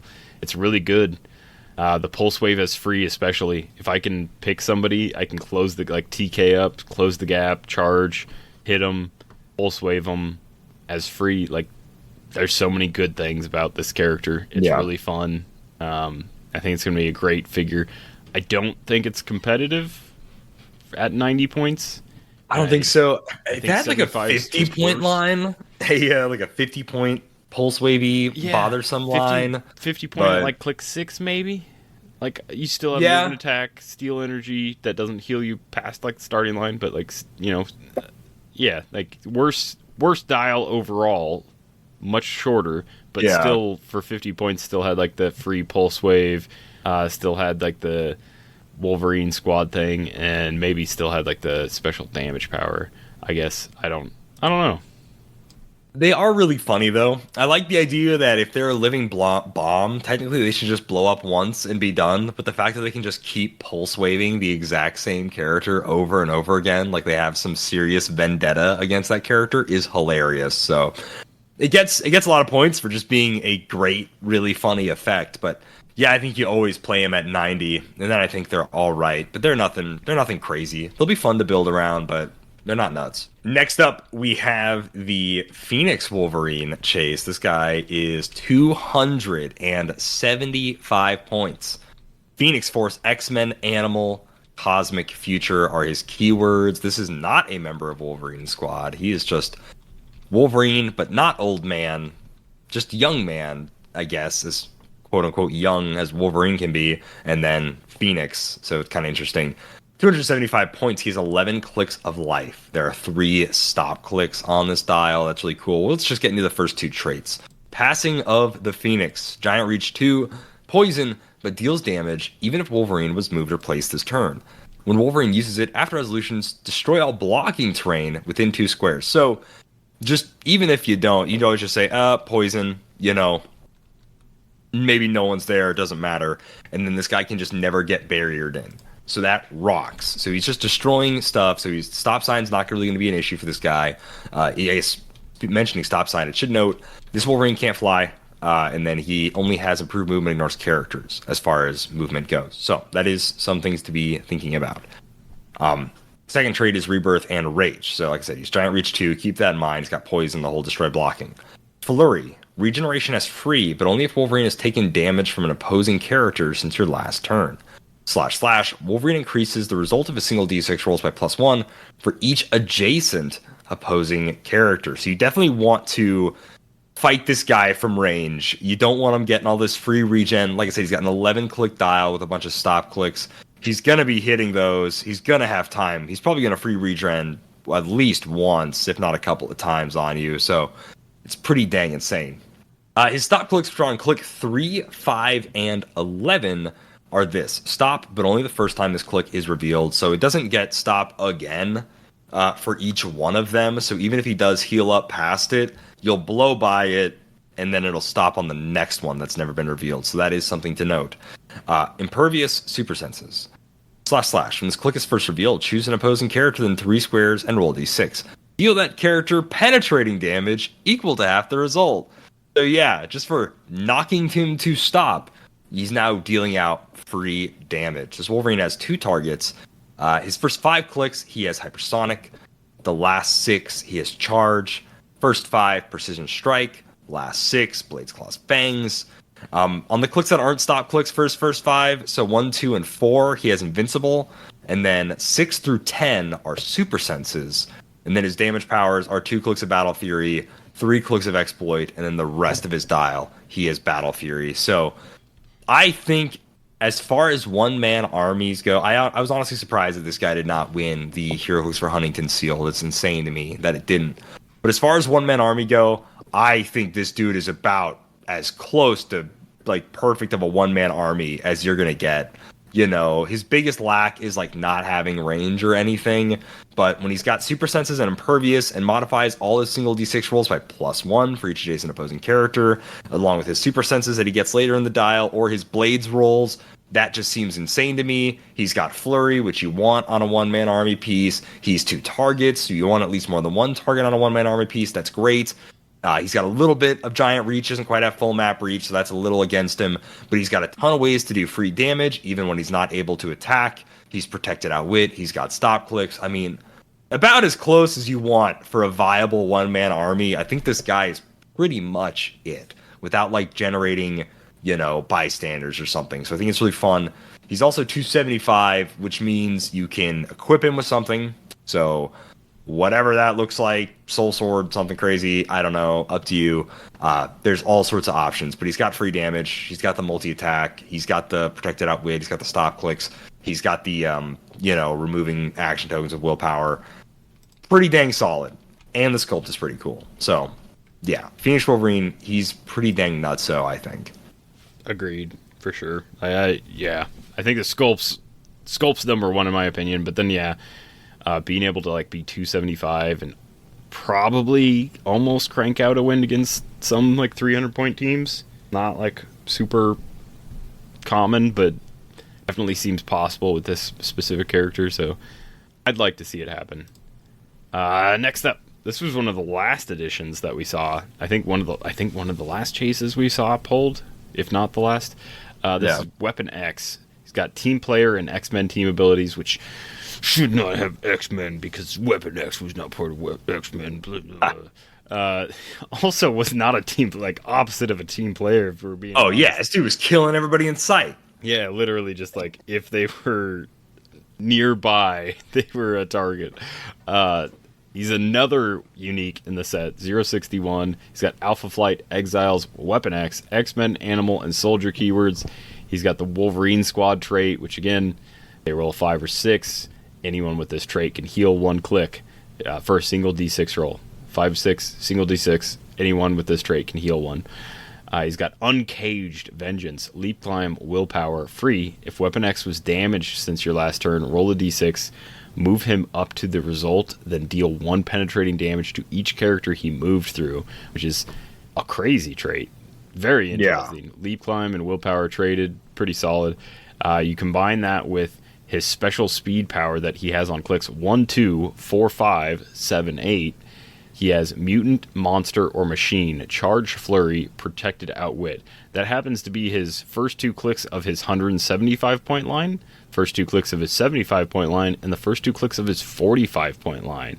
So at 175, you have 9 clicks of life. At 75 points, you have 6 clicks of life. And at 45 points, you have 3 clicks of life. He also has a special defense power on clicks 3, 6, and 9. That is, of course, a stop. So it's I'm enjoying this far too much. Stop, invulnerability, super senses. So he gets that click 3, click 6, click 9, which would be the first click between each starting line and then the last click after or right before his KO. Obviously, I mean that's very classic stop click maneuvering there. But yeah, at 175, you start off with a Charge Flurry 13 for 4 with Precision Strike and Exploit, which is just like best close combat combination possible. Flurrying, Precision Striking. He's got 2 targets. He ignores characters for movement. That speed power is Protected Outwit. So very insane start line with a 13 for 4. On click 2, it's still a 13 for 3 with 8 speed instead of 10. And then on click 3, he goes to Stealth, Regular Blades, 18 with that stop click, and then 3 damage with Battle Fury. His starting line on click 75, instead of Invincible, he has Impervious. He has Precision Strike, but instead of a 13, he's got a 11. So for 100 points less, you get an 11 attack, 8 speed. Still has Exploit, so still a very good option. And then for his 45-point line, you're still Charge Flurry, Protected Outwit. You're still rocking that Precision Strike with an 11. 18 defense with combat reflexes, which makes him a 20 for close for less than 50 points, and then still has 3 damage exploit. So he still has traded leap climb willpower on those clicks, still has like the ability to move him up to his speed value, or roll a d6, move him up to that, and then deal pen damage. It's a lot of like stuff that's still really rocking at 45, and I would still consider highly. So yeah, I think whichever you're going with, 75 is probably my personal favorite, just because that gives you a lot of leeway each way. 175 and sealed for sure. I think a 13 printed flurry is insane, but 45's probably got like some space to work too. Like I don't feel super confident at 45 with like the stats, but yeah, that's just me. I think the 75 point line, double stop click, heavy reducer, top dial, that kind of stuff. Weapon X is always just one of the coolest versions of Wolverine. This like fleeting moment where he goes, nuts after the adamantium and all that jazz, and then he's like kind of lost in the Canadian wilderness for X amount of time. But he's always like one of the coolest action figures like ever. So I love seeing like Weapon X just go nuts and be awesome, especially what was it, like Age of Apocalypse. I want to say, yeah, Age of Apocalypse has the scene where he goes crazy berserk on everybody. So that's kind of what I always think when I see Weapon X, just stabbing everybody in sight, getting through the facility, leaving it in ruins. And I love this top dial. I love a 10-13-4 charge flurry precision strike exploit. That rocks. And I think it's really cool. So I love this chase. This is like, a lot of these chases are really cool. And especially, if you're a Wolverine fan, I think you gotta think they're all like pretty dang cool. But I really like Weapon X. I think he's sweet. But I do agree with you. Team player doesn't really make any sense. X-Men keyword doesn't really make any sense. This is not a team player Wolverine. This dude is a jerk. Man, this dude is nuts. Yeah.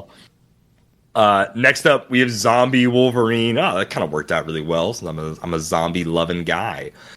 He's got Exiles, Weapon X, X-Men, Z-Virus, Herald, and Monster. Love that he has the classic Z-Virus keyword, since he is that Zombie Wolverine from that storyline. It's really cool. He is also a member of the Wolverine Squad, so he's got that trait.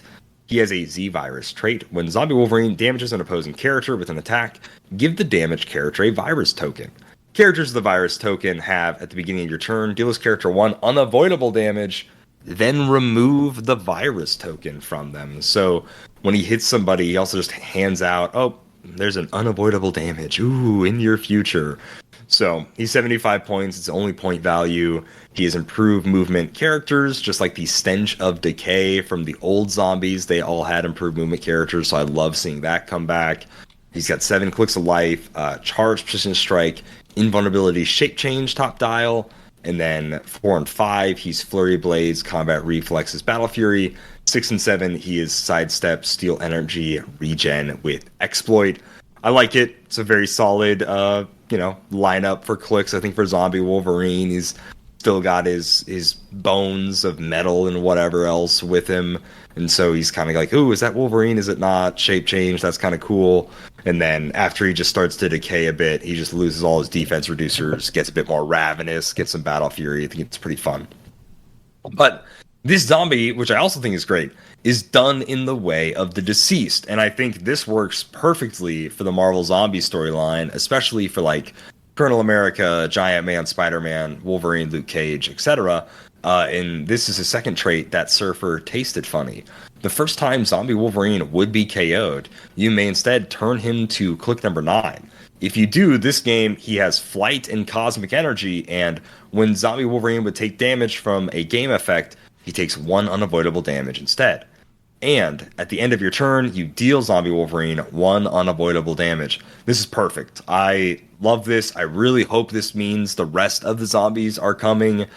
It shows like it's super flavorful, super comic accurate. He gets Flight, he gets Cosmic Energy, just like when they bit the Silver Surfer, they gained partial of the power Cosmic. On these 3 clicks, he is Hypersonic Speed, Invulnerability, and then he's got no damage. He has no attack on click 9, but on 10 and 11, he does gain Blades. What's really funny is just his stats. So he's a 6'12", 17'3", kind of normal. Click 10, he's a 4, 13, 18, 4. And then on click 11, he's a 3 speed, 14 attack, 19 defense.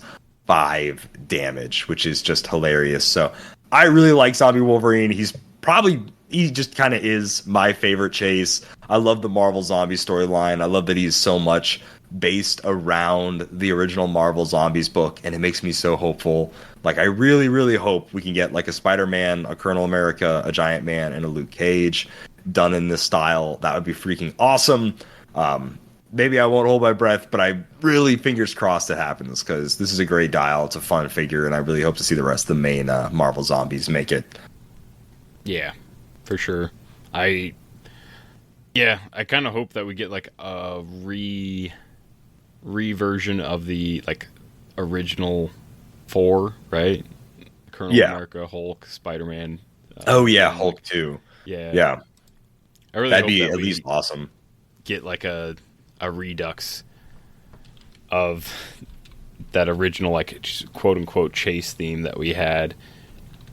Yeah, the first ever chases. Like, that would rock. Yeah. Next up, it's not Zombie. It's Major Logan.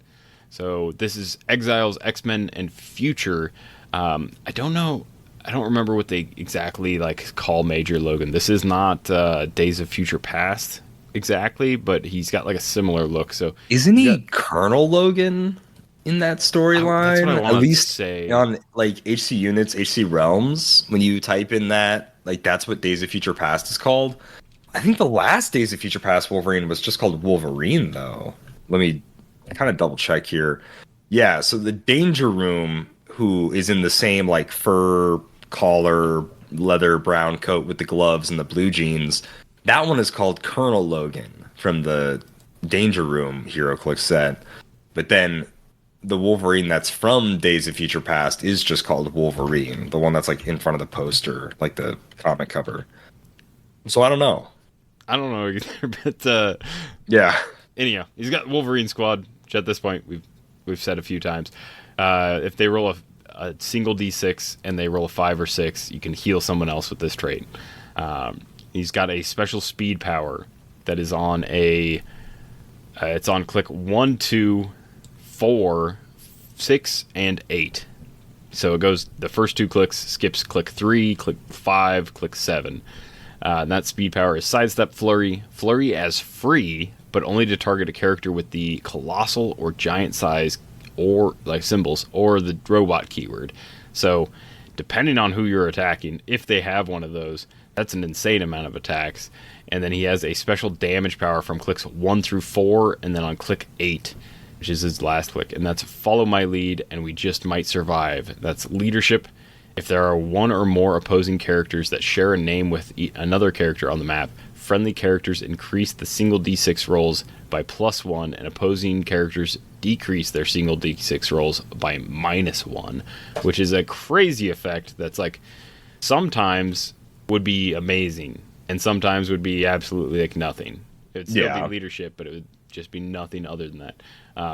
But this is very much like a Sentinel like based like anti-Sentinel character, because the damaging characters with giant or colossal, if they share key or share another character, a name with another character on the map, which like most of the Sentinels would.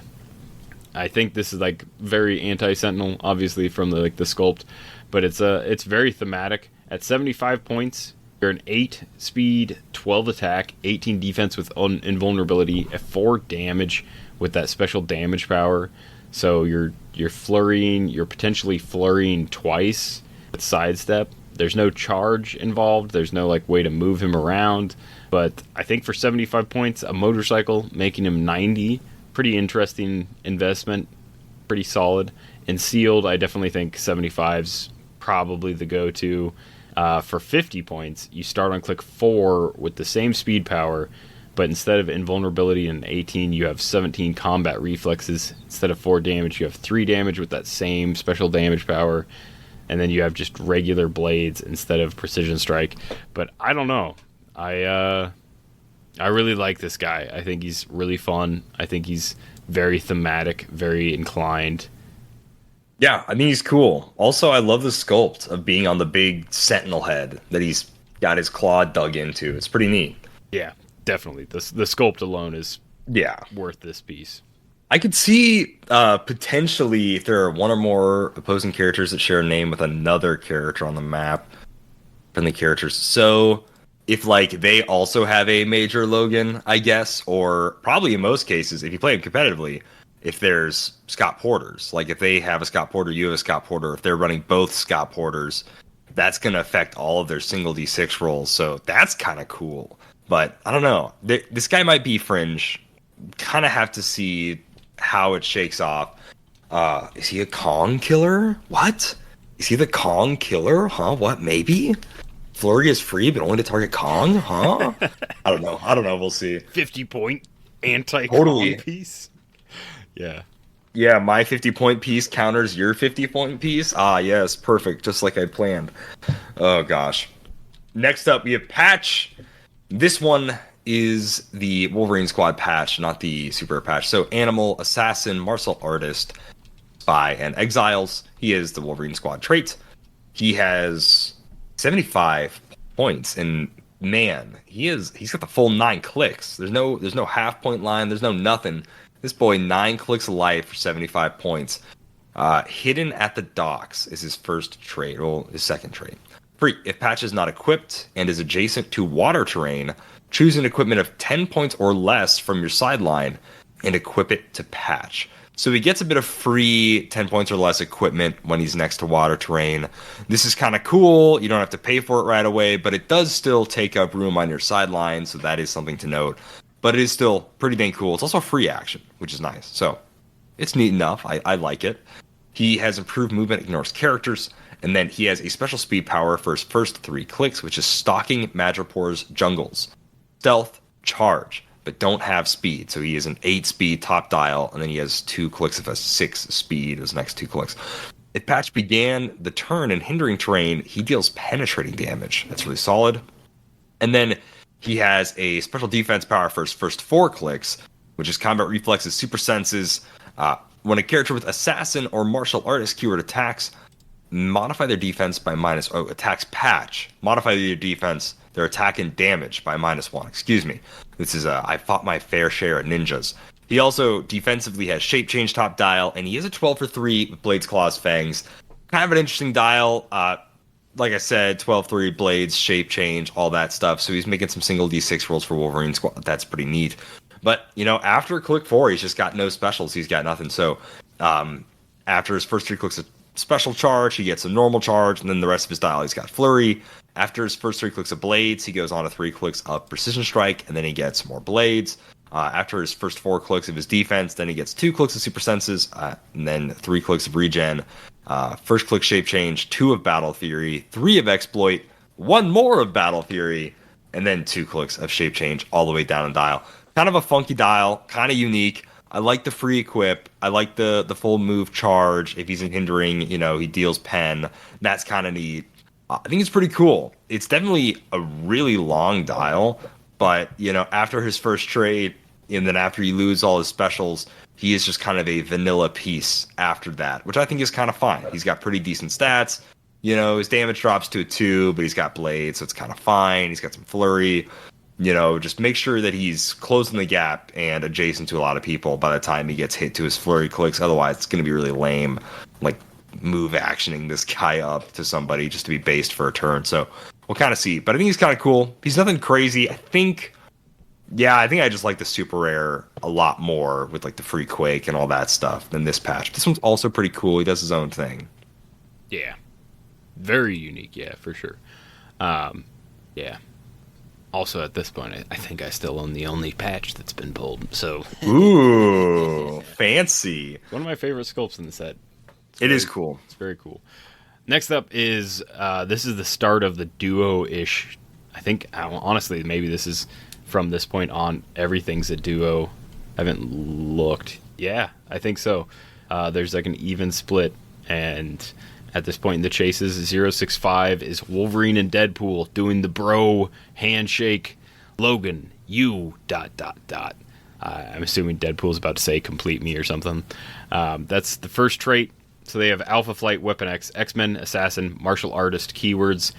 That first trait is when Wolverine and Deadpool is KO'd by an attack. Before removing them from the game, you may generate a character named Wolverine and or a character named Deadpool from your sideline on their last non-KO clicks, then heal them each 2 clicks. This game, those characters can't be replaced and aren't scored when KO'd. The total points of the generated characters must be equal to or less than Wolverine and Deadpool's point value, protected pulse wave. Their point value is 90, so if you can find a 45-45 or like a 50-40 or somewhere thereabouts, or you just want to do like a 90-point Wolverine, a 90-point Deadpool, whichever, you can get this thing popping off. So that's the first trait. That's one of the duo things that we've come to kind of recognize, is generating some form of thing when they're KO'd. The next trait is Weapon X got you pushing too many pencils. That's so good. It is. At the beginning of your turn, you may heal Wolverine and Deadpool 1 click.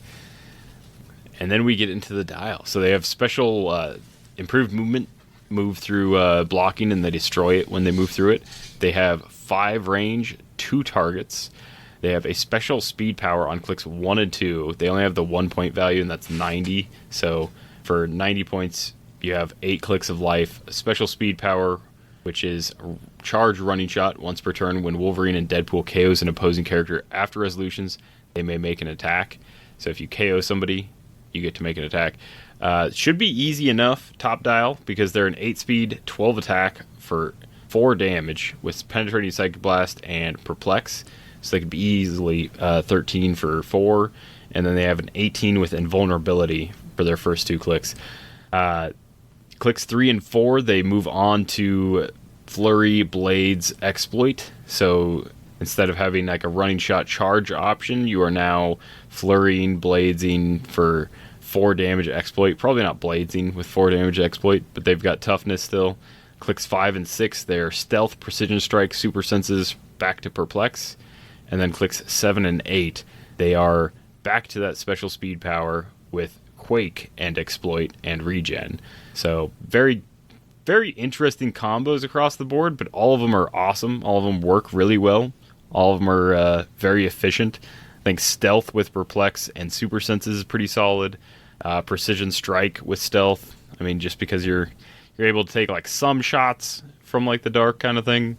And then the last click of being able to charge, Quake, Exploit, or maybe running shot back somewhere to try and heal and regen the next turn. Like, interesting combinations down dial. And then obviously the strong thing up dial is, the top dial is the running shot penetrating psychic blast 12 for 4. That's just, anytime you're dealing 4 penetrating damage with 2 targets, something worth looking at.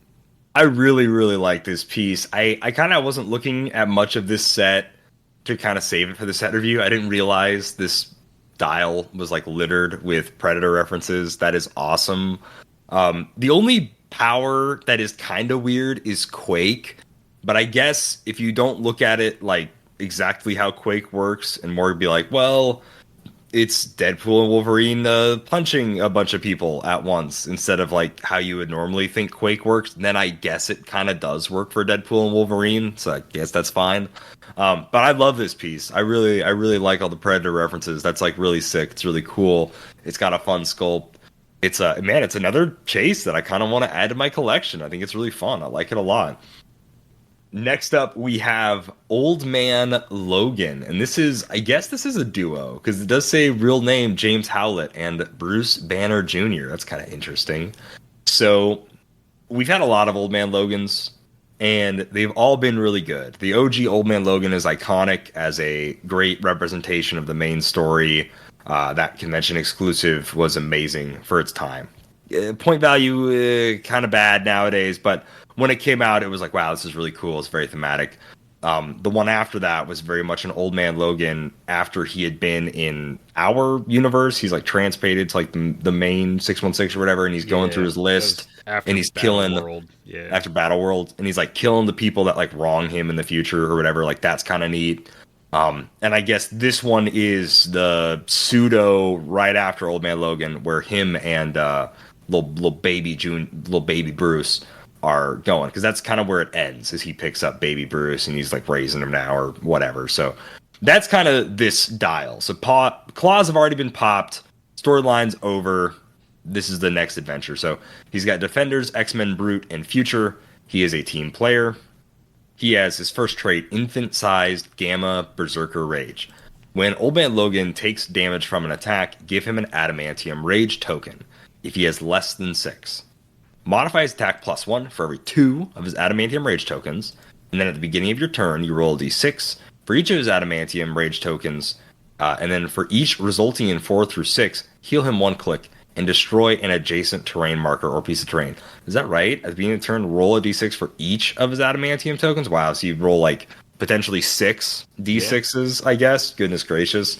And then for each 4 through 6, you heal him a click and destroy an adjacent terrain marker or a piece of blocking terrain. So that's kind of cool. Even if it's a big special terrain marker or something, you can destroy it. So that's neat. He has 2-point lines. They are crazy. One is 120. The other is 60. It's kind of up to you. I'm kind of leaning towards 60. But he has improved movement, destroys blocking when he moves through it, and he has improvement of characters. Zero range 2 targets. So at 120, he's 9 clicks of life. But it really only gains you about 3 clicks of life is what this extra 60 points gives you. With the special speed power of Charge Flurry Stealth, the name isn't Logan, bub. It's Wolverine with his special attack power, which is Blades and Precision Strike. And that's it. So if you think 3 clicks of an 18 defense, toughness, and some leadership is worth an extra 60 points with Charge Flurry Stealth, not even full speed charge, Blades and Precision Strike, it's up to you. I really personally do not think that is worth 60 points. I think that's insane for 60 points to ask that. So his 60-point line, not his 120-point line, is just charge, blades, combat reflexes, and it's that for 7 clicks, and 8, 11, 17, 3 for 7 clicks. Then for 4 clicks. Then the last 2 clicks, he gets that special speed power, he gets that special attack power, and he gets a special damage power, which is called Bruce Jr., which is Close Combat Expert Perplex. So on those last 2 clicks, he will be a Charge Flurry Stealth, Blades Precision Strike, Close Combat Expert Perplex. So he's a 6, 11 for 4 is what his attack and damage would be. So this is a really unique, kind of different take on Old Man Logan. If I'm being completely honest with you, I like the other 2 versions better. The first one for being super comic accurate, the second one for like the handing out the combat reflexes and all that fun stuff, that 75.1 from, what was it, Xavier School. So, yeah. But at the very least, this Old Man Logan, and he doesn't have longest road trip either. I love the longest road trip trait, but I guess this is after the longest road trip has already happened, so whatever. So this is at least a Old Man Logan that's modern at the same time as the Old Man Hawkeye, so that's really cool. But I don't love this style. I really don't. But it's neat. It does a lot of cool stuff. But I just think you're never paying 120 for those extra 3 clicks. I think maybe in sealed, I guess. If it's sealed, fine, because the point values don't really matter. It's made up anyways, whatever, go nuts. But I think in constructed, 60 points less for only 3 clicks less, even though they have great abilities, I'm okay with making just 1 attack and saving 60 points. It's kind of crazy split line, honestly. I would have liked to see maybe another click, at least 4, heck, even 5 clicks of those specials for an extra 60 points. Because otherwise, it just seems like an unfair split. So he's cool. Not my favorite Old Man Logan, but he's cool. Yeah.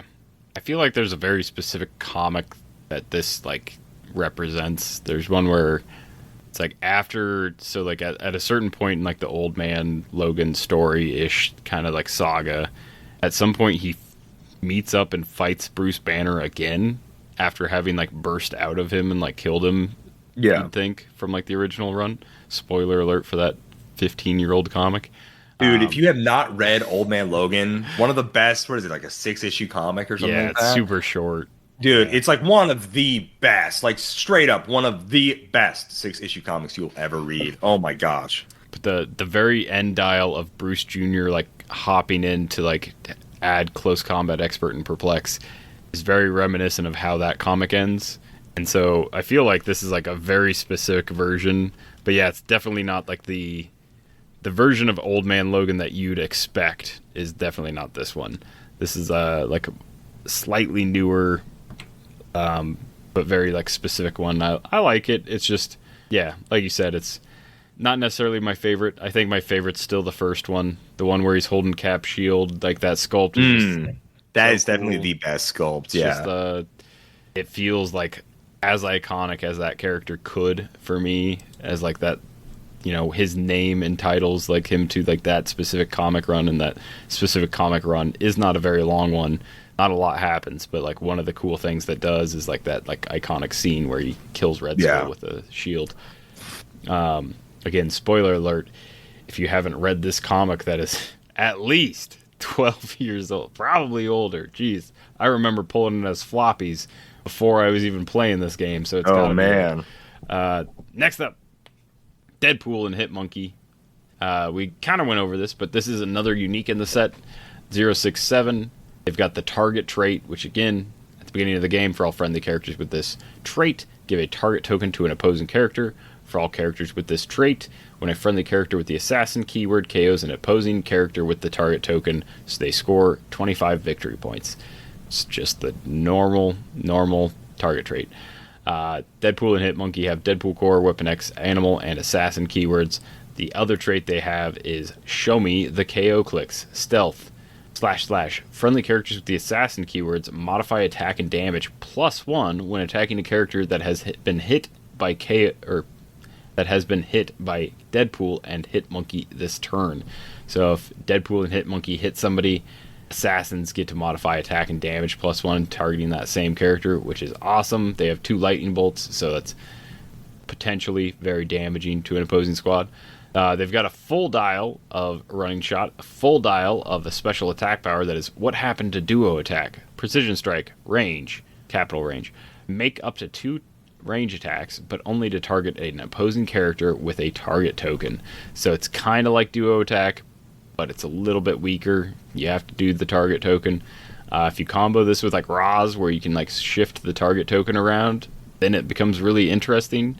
But on its surface and sealed, you're only going to be able to do the one half of this power once, and then you're going to be stuck with like just precision strike after that character's gone. The first 5 clicks of their dial, they have a special damage power that is can't get out of this one. Safeguard, opposing probability control. When Deadpool and Hitmonkey attacks, opposing characters with the target token can't use shape change. So maybe this really affects how you choose which target you want to go after. Maybe instead of picking like the biggest, baddest one, you just like, this person's going to be annoying. They have shape changed their whole dial. If I give them the target token, not only do I get to take 2 shots at them each turn, they can't use shape change. And then like, yeah, Deadpool doesn't have prob himself, but he has safeguard opposing prob. And then his last 2 clicks, he loses that special damage power and gets just running shot, special attack power, regen, and prob. So yeah, top dial, he's a 12 for 3 with an 18 super senses, 8 speed running shot. You can see through hindering and characters. He remains those exact same powers until his last 2 clicks, where the only thing that changes is his super senses becomes regen, his special damage power becomes prob. I think for 50 points, this is a really, really fun piece. And I think that regardless of how effective the target token is, having somebody that can double tap with range, having someone that can see through hindering and see through characters, have protected opposing prob, also just being 7 clicks long for 50 points. There's a lot of things going on with this character that I think makes it interesting enough to like keep in mind for things.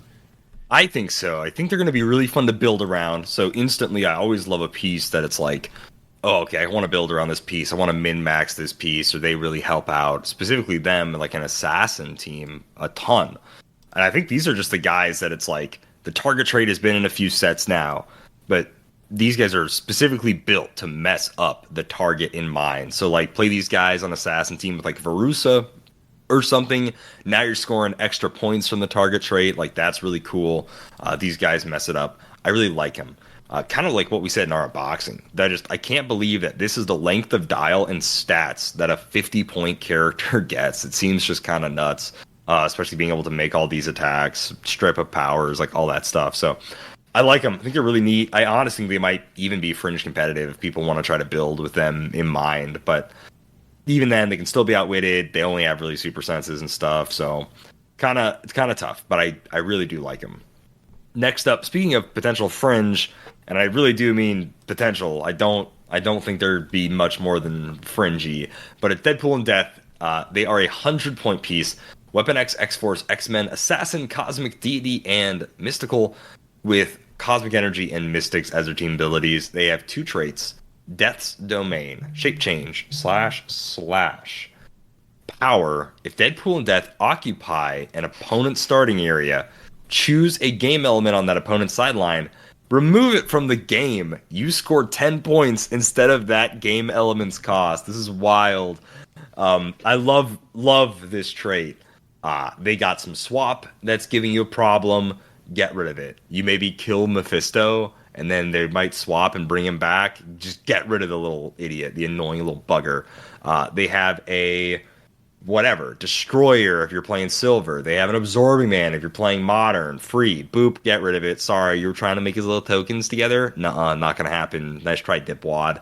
Just remove them from the game, and you score 10 points. It's already strong to remove something from the game, but then you score an extra 10 points is really cool. It is a power action. They do have to be in an opponent's starting area, so it is a strong effect, not without its drawbacks, that's for sure. Second trait, though, kind of crazy. I can't die. Thanks, Thanos. When Deadpool and Death would be KO'd, if there's another friendly character on the map, you may instead place them in your starting area on click 1 with 2 action tokens, and the opponent scores them. Protected Pulse Wave. Now, it's like the old Death, which is a reference to, I think, the Death from Deadpool Weapon X, not Deadpool Weapon X, Deadpool X-Force set, where every time she died, you just scored her points, which was 100, and you just put her back in the starting area. So it's cool they have that ability where they do just get scored again and again and again, but they never really die as long as somebody else is alive. So that's really crazy cool. Looking at their dial here, like I said, 100 points. They do have 7 range, which is way above average nowadays, so that's really cool. They have improved movement, moves through blocking terrain. I don't think it destroys it as they move through. They're just going to move through it, and they ignore characters. They kind of have just kind of rotating on-off clicks. So they have their range combat clicks, which is running shot, Pensai, special defense, which is invincible super senses, and probability control. Then they got their close combat clicks, which is charge, blades, super senses, and exploit. And it looks like on every click, they have the same stats on each of those clicks, except for click number 1, it's a 19. So all of the running shot clicks are going to be an 8, 11, 18, 3, except on click 1 where it's a 19. And then all the charge clicks are going to be 10, 12, 18, 2. So it makes sense. They're charge exploit. They don't really need to have a high damage value. You're rolling blades. That's fine. Yeah, they're really neat. I think there's some shenanigans you can do with Timebreaker to get them all the way over in an opponent's starting area, but they can power action do that right away. I feel like the off-on defenses were meant to be stop clicks maybe at some point, and then they weren't. I think they'd definitely be competitive if the defense power were stop clicks. Yeah. But even then, I guess Captain America exists, so it's kind of tough to say. But I do think this piece is really cool and worth building around. So once again, any piece that makes you try to build around it is a really cool piece in my book, so I like them. Yeah. I think, Deadpool Death is very reminiscent of the Deadpool set Super Rare Death. The 100 points, the coming back to life, not being KO'd kind of thing. There's a lot of interesting aspects of it. Instead of the touch of death, there's killing sideline stuff. That's wild. We haven't seen anything like that before, so that's really cool. Next up, there's not enough Deadpool in this set, everyone says. Well, it's the third chase in a row that is King Deadpool, so it's once again Wade Wilson. I think there are more Wolverine chases though, so I shouldn't harp on that too much. But King Deadpool and Elsa Bloodstone, 069 in the set. They've got Deadpool Core, Next Wave, Assassin, Marksman, Monster, Mystical, and Warrior keywords. They've got the Deadpoolopolis Pizza Party trait. That is, friendly characters with the monster keyword may start the game holding a pizza object. Friendly characters with the monster keyword can use probability control. When they use it, they must immediately destroy a held pizza object, or that use of probability control has no effect. So that's pretty cool if you're playing a monster theme or monster keyword theme team. Then everyone just has one use of prob, or they have like the pizza object heal one click thing. The second trait is, yes, you may take your mouth knife with you. At the beginning of the game, you may generate a 018 Jeff the Land Shark. This game, that Jeff the Land Shark isn't KO'd when scored. So, or isn't scored when KO'd. So this is similar to the Lucky, the Kate and Lucky chase, where you could just generate the Lucky from the main set. You get to just generate Jeff the Land Shark, and it isn't scored, which I feel like should be considered as like a discount in points. So this character is normally 55 points, but if you remove Jeff the Land Shark from their cost, then let's see here, that's 25. He's like 25. Points. So yeah, you'd be like looking at like 30. And Jeff the Land Shark, just for a quick refresher, is a full dial sidestep, blades, toughness, and shape change force blast that's free, but only if he occupies water terrain. And then if he's occupying water terrain, when he uses it, he can knock back larger characters, which is hilarious. Not multi-base characters, but larger characters. So not a bad figure at all. And then he's also got free, if he's adjacent to a friendly character that shares a keyword, he can generate a pizza object. So you can also generate for free pizza objects to monsters so that they can continue to use prob. Very good. So 55 points, 6 clicks long. You start with running shot, a special attack power, 18 defense with super senses, and a 3 damage with leadership. So that 11 attack comes along with subtlety is overrated. King Deadpool and Elsa Bloodstone deal penetrating damage, energy explosion. When King Deadpool and Elsa Bloodstone uses it, characters within 2 squares of the original target become targets. So it's a extra ranged energy explosion, deals penetrating damage, very solid.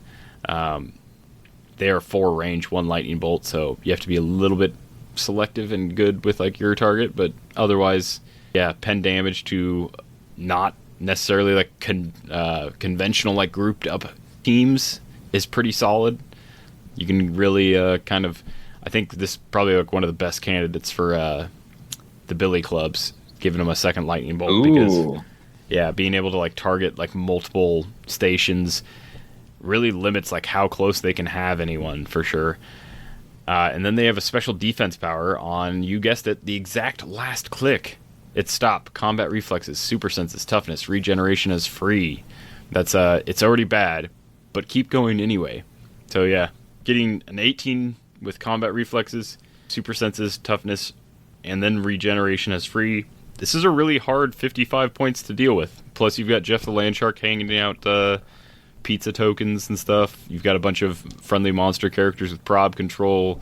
Their mid dial is the only like shift in the dial, where instead of running shot, special attack, super senses, leadership, they go to sidestep, special attack power, super senses into toughness for clicks 4 and 5, and then range combat expert from clicks 3 through 5. So they're an 11 the entire dial for range, 3 damage the entire dial, except for the last click where they become a charge blades for 2 damage with exploit. So I really like this duo. I think this is one of the ones that's in sealed economically. It's like one of the best point values you can get, but in constructed, I think like you can make it even better. So it's not the most powerful chase in sealed, but it is one of the chases like I would not be upset with, because not only does it do just like an insane amount of damage for the points, but it's also not taking up nearly any of your build. You know, it's roughly in the range of like between 1/6 and 1/5 because it's 55 points. Yeah, but yeah, that's true. Pretty solid little duo. I do like him. It's pretty fun. I do just like getting another Elsa Bloodstone so soon to after we got like a comic style Elsa. So it's really cool to get her back in the game so soon before we had to like wait forever. Once again, these last couple of sets, we now have like 4 different versions of Elsa Bloodstone, which is hilarious in Modern at one time. The most we've ever had, so it's really cool. Last figure in the main set proper is Wolverine and She-Hulk, a duo that you all know from a comic panel that has made its rounds online. I have no idea what comic it's actually from. Perhaps it is. I tried to look, but it's not on here on HC Units, but whatever. But yeah, like, I don't know. I've never read this comic. I don't know what Avengers or crossover book or whatever it's from, but I've seen the comic panel like a million times online of She-Hulk giving Wolverine the fastball special here. So they are Team Player and X-Men, Avengers, Defenders, Fantastic Four, Shield, X-Force, X-Men, and Celebrity. Is that enough keywords for you? I hope it is. They have, once again, an insane split line of 160 or 95 points, deciding that 2 clicks of life are worth 65 points, I guess, is pretty gnarly. They're better, don't get me wrong, but it's just, gosh, it's pretty gnarly. So what do? They are 9 clicks of life, or they are 7 clicks of life, depending on where you play them. They have 2 traits. Fastball special, I've seen it before. Range. Choose an opposing character within 6 squares in line of fire. If you do, replace Wolverine and She-Hulk with a character named She-Hulk and a character named Wolverine. Placing She-Hulk in Wolverine and She-Hulk's square, and Wolverine adjacent to the chosen character. The total points of the replacement characters must be equal to or less than Wolverine and She-Hulk's point value. After resolutions, Wolverine makes a close attack. That's pretty dang cool. // When Wolverine and She-Hulk is replaced this way, this game, the replacement She-Hulk has free. If the replacement Wolverine is adjacent, replace this character and Wolverine with Wolverine and She-Hulk on this character's click number. That is a lot of words for this. It's a very unique way of doing split and merge. It's really cool, but man, that's a lot of words. Insert Duke Nukem. I ain't reading them, but I just did, and I feel bad for it. Second trait, no, that is actually, unironically, that is a really cool effect, but man, is it wordy as heck. But yeah, they turn into a She-Hulk and then a Wolverine that's all the way over there. It's really fun. It is really flavorful. Once again, my burger is dripping with flavor, and I love it. Second trait, Unlikely Allies. Perplex. When Wolverine and She-Hulk use it, the duration lasts until your next turn, even if this power is lost. Pretty cool. So it's traded though, so it's only if it like gets outwitted or maybe gets pulse waved or something. So that's kind of neat. So it's really like special Perplex. I feel like that could have been lumped in elsewhere, but I guess it's nice to have super special Perplex. They have a special speed power that is on their first 2 clicks, so their 160 point line, or their last 3 clicks, so 7, 8, 9, which is just charge, flurry, running shot. So running shot is obviously handy for their range. It says here they have 0 range. Kind of interesting, but I guess the idea is that the running shot is going to proc off their range, choose an opposing character in 6 squares in line of fire, not really making an attack with running shot, but doing the range is free to do their traits. So I guess that's the whole idea. There is 0 range, but it just only works with their whatever, fastball special. And then that's it. That's the entire dial. So top dial, probably, I was dogging on the point value before. Now I see the idea where it's like, okay, this will give us enough points to run a high point Wolverine or high point She-Hulk when you throw them. I think the only modern She-Hulk right now is Hellfire Gala. Oh, that is such a lie. Oh my gosh, we just got 80 She-Hulks. Don't even know why I would say that. That's ridiculous. That's dumb. So we have 1 million modern She-Hulks. And thanks to this set, we got 1 million modern Wolverines. So even with all that, yeah, there's definitely a way to do the 95-point line for your more economic Wolverine and She-Hulk. There are some cheaper She-Hulks out there, so that works, like 45-point ones, 50-point Wolverines. But now I do see the allure of the 160-point line. Even though it's really only getting you 2 more clicks on this figure, it lets you have way more options and high-point options for your Wolverine and for your She-Hulk replacement characters. So that's kind of cool, especially when it uses that She-Hulk's click number. So Wolverine, he gets thrown in the thick of it. He might take some damage. Maybe he'll heal, survive, whatever, do what Wolverine does best, right? And then She-Hulk can run up free? Yeah, free. Switch back into this one. So what are they top dial? Like I said, 2 clicks, 10 speed of that special speed power, which lets you easily use your fastball special.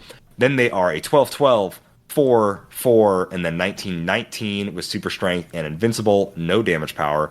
But if you play them at 95, you have 4 clicks of charge, 4 of quake, 2 clicks of invuln, 2 clicks of prob, and then 2 clicks of toughness, and then 2 clicks of nothing on damage.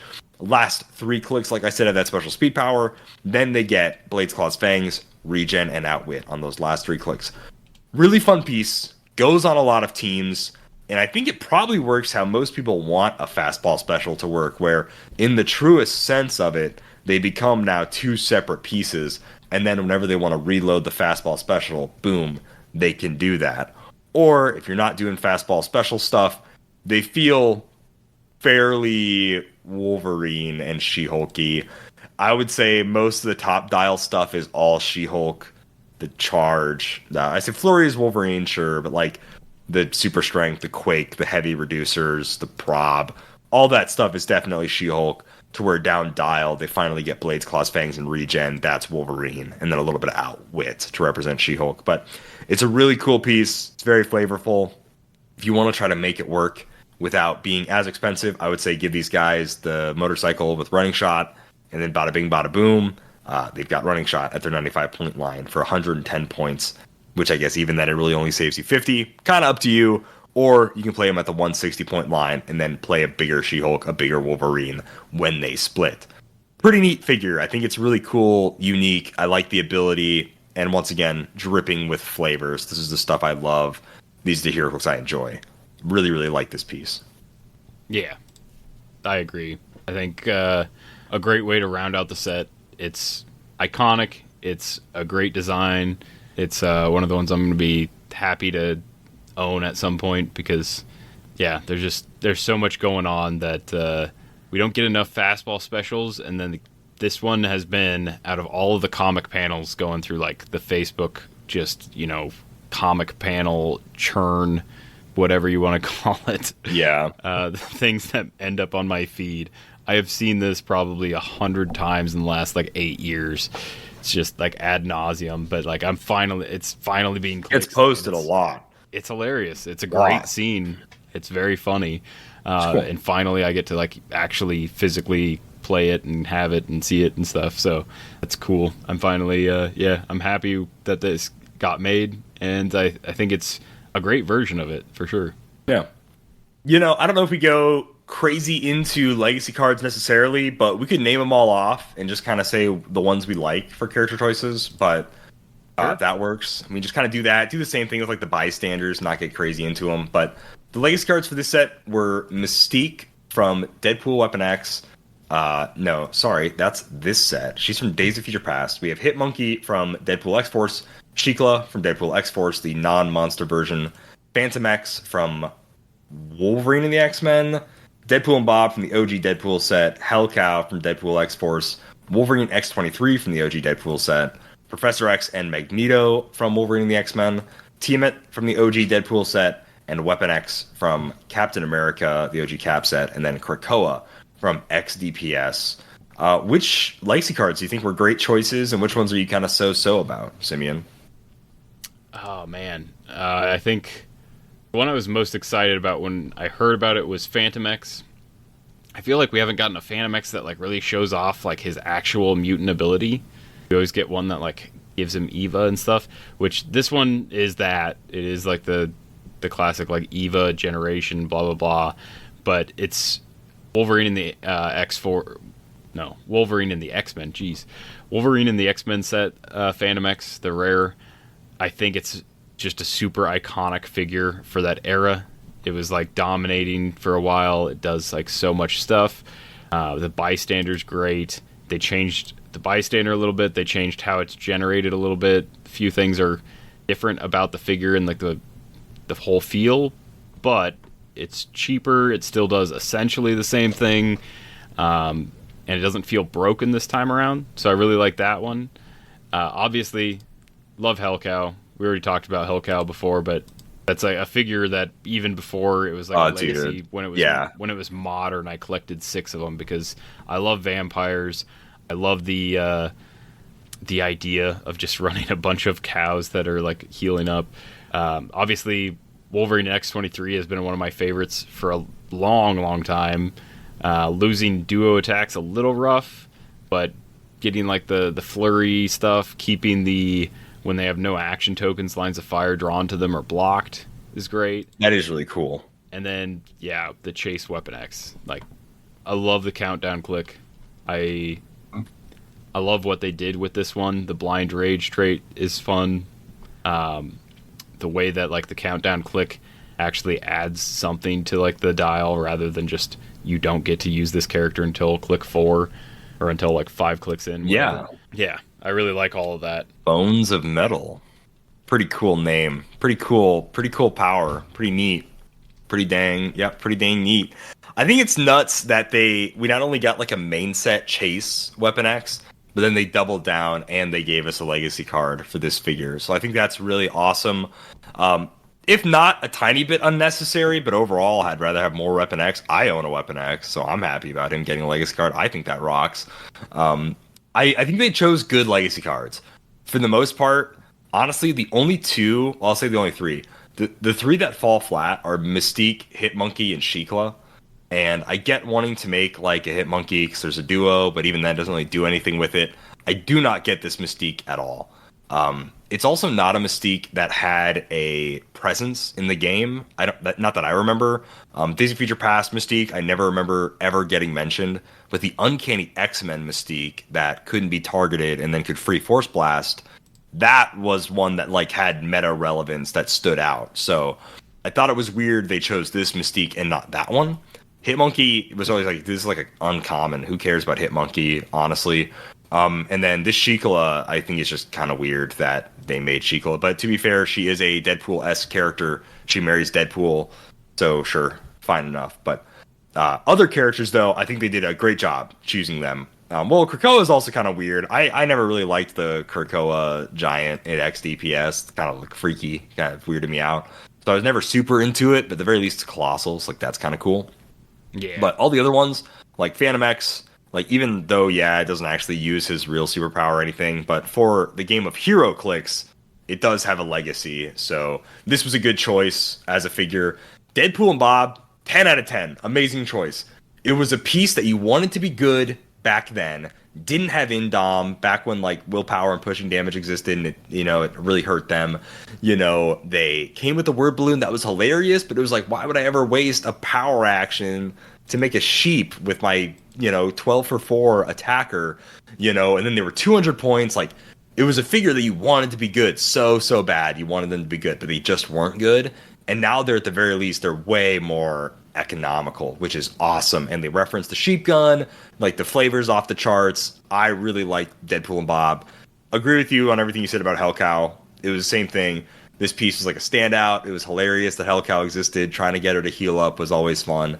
And now that there's like whatever, a legacy card, it's like way better version of her. That just rocks. Same thing. Deadpool Weapon X 23. Amazing choice. This was always, it wasn't a super rare that I held on to, but I enjoyed playing them when I had them. I opened a lot of the OG Deadpool sets. They were always like super cool. Professor X and Mags, not big on this, but for other people, I think it is a standout figure. It is a standout piece. And then, yeah, Tiamat, that dude ran sealed for the OG Deadpool set. Dude was nasty. Tiamat is awesome. I love that he has the new pilot ability. It's really cool. And yeah, Weapon X is great. So overall, like over under, I think they chose way more awesome figures that have a legacy that means something to Deadpool sets, that means something to the characters in the sets. Like, this is like literally some of the best legacy choices we've ever gotten from a HeroClix set, it feels like, especially in recency. So these are like 10 out of 10 legacy picks, borderline. I'll be a little bit more honest, be like 8.5 out of 10 legacy picks, because obviously there are some that don't like matter, but the ones that do matter are like, wow, this is literally perfect. The only thing I probably would have switched out was letting the title character Deadpool. If he were one of these, then I would be like, these are borderline perfect legacy picks for a set. But for the most part, I really, really, really like these. Also, I guess shout out to all of the bystanders. I don't know, these caused some controversy online. Simeon, are you a big Mutant Liberation Front guy? Some people were a little miffed that they finally, yeah, for all those MLF fans, those big Mutant Liberation Front fans, sadly, the first time they are in Clicks is as bystanders. I don't know or really care about the Mutant Liberation Front. The bystanders I like, personally. I really like that Weasel's back in the game. I don't think Weasel deserved to be made as a real figure again. I also just like that he does basically the exact same thing he used to, but now he's a 10-point bystander. I'm okay with that. It hurts a little bit that Gwenpool is a bystander, but it's cute for this one, but I would hope we get a Gwenpool. Dogpool and Kidpool not. That's actually pretty not being legit. Reclixed and being bystanders. Yeah. I would have liked to see a Deadpool core box, like a Wonder Woman Generations or Fantastic Four's box. I would have really liked to see that for Deadpool, where it's like, here's the team, or a Fast Forces or starter set. We haven't gotten a starter set. Jeez, it's beyond amazing. There hasn't been a starter set. I guess the 2024 starters, yeah, technically, but like we haven't had a main set starter set since then. And I would have really liked to seen like the Deadpool core be like a Fast Forces or starter set or something, but. I do agree. It hurts a little bit getting, Headpool, Kidpool, Dogpool, and them all be bystander tokens. RIP. There's not even a Lady Deadpool. It's a little sad. It's Gwenpool. You have to fill that role, even though she doesn't even like Deadpool. It's kind of funny. That's true. For the most part, kind of like the bystanders, but I do agree they fall flat on like some of the characters not being main clixed. It is a bit of a bummer. But yeah. That's how I land. Is like, it's always sad when a named character doesn't get actually clixed. How much of the set suffered because we didn't have like Headpool in the set, and instead it's a bystander. Probably nothing. Like, honestly. Yeah. But yeah, there's a few characters that I wouldn't have mind seeing in there. Thumbelina. Fair enough. That's not. Yeah. We could have. Yeah, I don't really know who any of these guys are. These Mutant Liberation Front guys. No. Sorry for the hardcore. They look very 90s X-Men, which is probably why I don't know what they are. I don't really know. Some of these are wild though. Like double dipping Hitmonkey on getting a legacy card and a bystander is a little silly. Rest in peace, Wildside. He was only ever a clixed character once. Maybe he'll forever always be a bystander from now on out. Who knows? But I don't know. As far as like, I think Headpool is like fine as a bystander, right? Like he's Headpool. He's a head. You know, even though he was a great figure when he did get made, I think he's like okay. Like it's passable as a bystander. Sucks though for like Kidpool and Dogpool, and then not even getting a Lady Deadpool. It's a bit of a bummer. Yeah. But yeah. But I do like getting Weasel back in the game as a bystander. I'm a big fan of that. So there's some ups, there's some downs. Overall, we wanted to do a set rank. Let's say, what would I want to call this? The set gimmicks. We did like legacy cards. We do sub themes. What all do we do for set? There they are. Okay, perfect. So we were rating it off of Pulp, sub theme, chases, sealed play, and constructed last time. And I think that's because what's it called? They didn't have legacy cards in the last one. So I think we can probably remove chases or one of these. I think probably remove. I don't know. Chases is kind of. We'll just add. We'll just get rid of Pulp. I think that's what we added last time. We're gonna get rid of Pulp. We'll add legacy cards. So out of legacy cards, sub theme, chases, sealed play, and constructed, the impact you think it'll have on all of those. That's how we'll go ahead and rank this set. I think I pretty much got mine. I think I know what I want my ranking to be. So kind of like I said, I think legacy cards are an 8. I think legacy cards were really high. I think that was really awesome. I love the majority of the choices. We hit a ton of solid stuff. All of it made sense. I didn't call most of it, but a lot of the ones that got made sense or were like really cool or reflected the set in some way. Yeah. So yeah, that's pretty high for me. I think, sub themes, as far as like what I wanted from a Deadpool set, it's definitely not so much Deadpool Weapon X as it's like Deadpool and the X-Men is really how it feels. I think the Weapon X sub theme is not as strong as it should have been. I think the Deadpool sub theme isn't as strong as it could have been. Seeing a couple of alternate Deadpools, sure, but then like only a handful of like Deadpool related characters. It definitely is stronger like as an X-Men set. So as far as sub themes go, I'm giving it like a 4. I think it fell short of what sub themes really should have been in this set, and I think it was definitely more so like it's definitely more Deadpool and Wolverine. It's not like Deadpool Weapon X. It's definitely a Deadpool Wolverine set. It's got more like Dakin, X-23, Scout, all that stuff. Sabretooth popping in there. The weird like New Mutants / like the Exiles pseudo sub theme is more so just like more Wolverine characters and less like Weapon X itself. So I think sub themes it just kind of lacks. It's definitely just not quite what I would want from like a Deadpool Weapon X set. So I give it like a 4 for my sub theme. Chases, I'm giving it an 8. I was surprised. Like I didn't really look at a lot of the chases beforehand, but now that I go through each of them and break them down, they either have really fun effects, they are either characters I just enjoy, or they are very, very, very thematic. And so hitting on those like 3 of my favorite things, I got to give the chases high. Like, I'm not even like the biggest Wolverine guy. I'm not the biggest Deadpool guy, but like the Deadpool Wolverine being all these great Predator references, like that's really fun.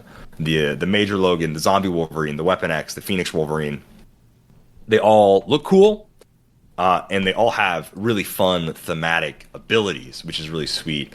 Even chases that I'm not as big on, like Wolverine and LCD, or Hitmonkey, Deadpool Death, Deadpool Elsa Bloodstone, all those ones, they're still like, I can build around them, or they have a fun effect, or something cool. And even a chase that I was like, ugh, that's a lot of words, didn't really read it before now, Wolverine and She-Hulk, I actually really do like how they play. So I'm ranking the chases pretty high. I'm going to give them about like an 8 or so. For my list, sealed play, it looks to be, it's kind of weird to judge a sealed set, when like Next Phase was like the last sealed set I played, and that was like really tough. But I think not having a 200 point rare that just ruins the game for people makes the set a lot more fun in sealed. I've not played any sealed of this set at all, so I can't speak to how fun sealed is going to be. I feel fairly confident ranking it at a 7, but again, that would probably change. I think I ranked Next Phase pretty high in sealed, and then just got dogged on by Moon Knight a million times, which definitely changed my perspective. But yeah, as far as like sealed goes, get ready to say charged blades about 18 million times every single game. Like, holy smokes, there's so much charged blades in the set, which is whatever, fair enough. It's Wolverine and Deadpool, sword guy and claw guy. Believe it or not, they charge with blades a bunch. But you're better not get tired of saying it, because you're going to say it a lot of times. There's so much charged blades in the set. And I think there's a healthy mix of some running shot Pensai, some healing, some anti-healing, that I think it works really well for sealed. So I'm giving it like a 7 in sealed. Constructed, this is kind of weird, because on its high end, it's really, really high. But for like overall amount of characters that make it really potent in like 300 modern constructed, there's technically really not as many as Next Phase, I personally think. I think Next Phase had more meta influence with the Trick Arrows, with the Elsa Bloodstones, with like Man-Thing, with the Gods, like all that stuff, than this set really has. Because honestly, with this set, I'm thinking Prime Colossus, I'm thinking Timebreaker, because he's insane, and then maybe some fringe stuff in the chases. And not really too much else, honestly. So... but as far as like just kind of fun stuff to build around, I think there's a lot. So I'm going to also give Constructed like a 7. It's not crazy. The crazy stuff is crazy, but there's not a lot of crazy stuff. And then there's just a lot of kind of just more so fun stuff. I think this is a great casual set for building things around. So what's that end up being? 8, 16, 20, 27, 34. So my rank for the set ends up being 34 out of 50. I think that's pretty fair in most of those categories that we're basing it off of, but I think it's a very solid set. Just more so if you're an X-Men fan, less so if you're a like Deadpool Weapon X fan. Yeah. No, I agree with a lot of the like. So the chases for me, very high. I think, yeah, one of like my favorite chase themes. Obviously, most of it's Wolverine or Wolverine adjacent, so no wonder it would rank pretty high for you me. Like Wolverine? Yeah, no. I know it's surprising, but after all these years, I still, yeah, I agree with you. Like it doesn't seem like Deadpool Weapon X as much as Deadpool X-Men and like X adjacent kind of stuff. There's not. Yeah. Like, it's not really like Weapon X specifically. There is a lot of Weapon X, but like, yeah, it's more so just random. Like 007 Iceman does not belong in this set. Like, he makes no sense for. That is not the Bobby Drake that would be involved with Deadpool or Wolverine. At least to my knowledge, maybe there's like a time travel shenanigan, but since he doesn't have past or future, I don't know. But no, overall, I like the set. It seems there's like only a few broken figures in sealed. I'd have to play it more in sealed to like, or I'd have to play it, I guess, in sealed period to kind of gauge it better. But it seems like there's only a few figures that would be nearly impossible or impossible to take down in sealed. And even then, depending on like the pulls, like most of like the big hitters for like a lot of points, they're like a 19 top dial for defense. So like they're still quite easy to hit or quite possible to hit. Yeah. I think overall, like this is like an 8 out of 10 set for me for sure.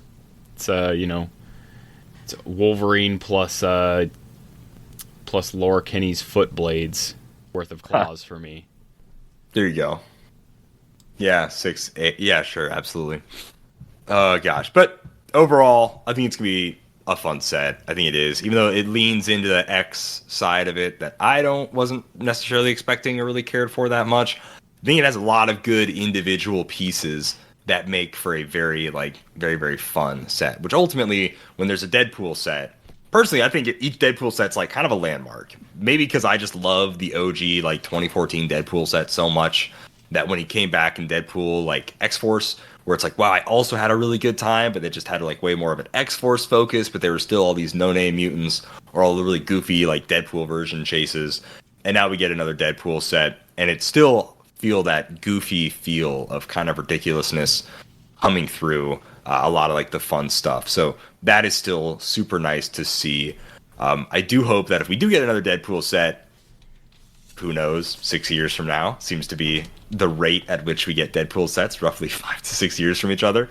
Hopefully it's way more into some Deadpool stuff where it's really goofy, wacky things and not so much into the mutant side of stuff or the X-Men side of stuff is what I would hope. So really cool set. But if you disagree with what me or Simeon said, let us know in the either comment section if you're watching this on YouTube, or leave us a review or message us on Facebook, email us, dialhforheroclix@gmail.com. Tell us what you think of the Deadpool Weapon X set.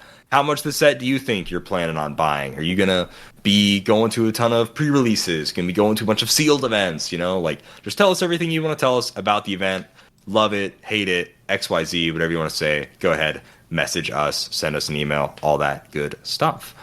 Not going to do any questions from the show this week, but if you want to support the show, you can go ahead and join our Patreon, Dial H Podcast on Patreon. Go ahead, check it out. We're going to be doing our May giveaway this weekend, very, very, very soon. So I will probably make a Facebook post in a day or two, may already be up, for all the cool stuff that's going to be in our May giveaway, as well as this is going to be probably your last month if you want to join the Patreon at $25 tier to get a Cap Wolf and Hulk t-shirt. After this, we're probably going to retire the shirt. Maybe it'll have some select stuff, but more than likely the shirt is probably going to be retired after this. So if you want to support the show and everything we do, feel free to think about doing so on our Patreon. And that's all I got. Yeah. Well, if you want to pre-order or wait until the set drops to pick up some singles, there's a place you can buy all the sealed products or singles that you want. It's called CoolStuffInc.com, and when you use code DIAL5, you can save 5% off your order. They have the latest Heroclix singles and sealed products, so check them out at CoolStuffInc.com, or you can go direct to the source where there's a very, very limited time left to get the Dino Hatchlings. That's at shop.whizkids.com, and when you use code DIALH10, you can potentially save 10% off of your Heroclix order. Doesn't work on specialty items, pre-orders, iconics, things of that nature, but might still be able to combine it with something to get Dino Hatchlings or some other opportune things. Who knows? Check it out. So if you're looking for emotional satisfaction, my Heroclix. Not going there. That's how numbers work. Over Okay, yeah. 6 people think I am funny. I'm your Captain America. That was just you in a costume. Well, the rest of this case doesn't matter at all. I'm from Canada. And my bones are metal. Are you kidding? Wow. Thank you guys so much for listening and for all your Hero Host content, YouTube videos, podcasts, and more. Make sure you dial H. Happy trails.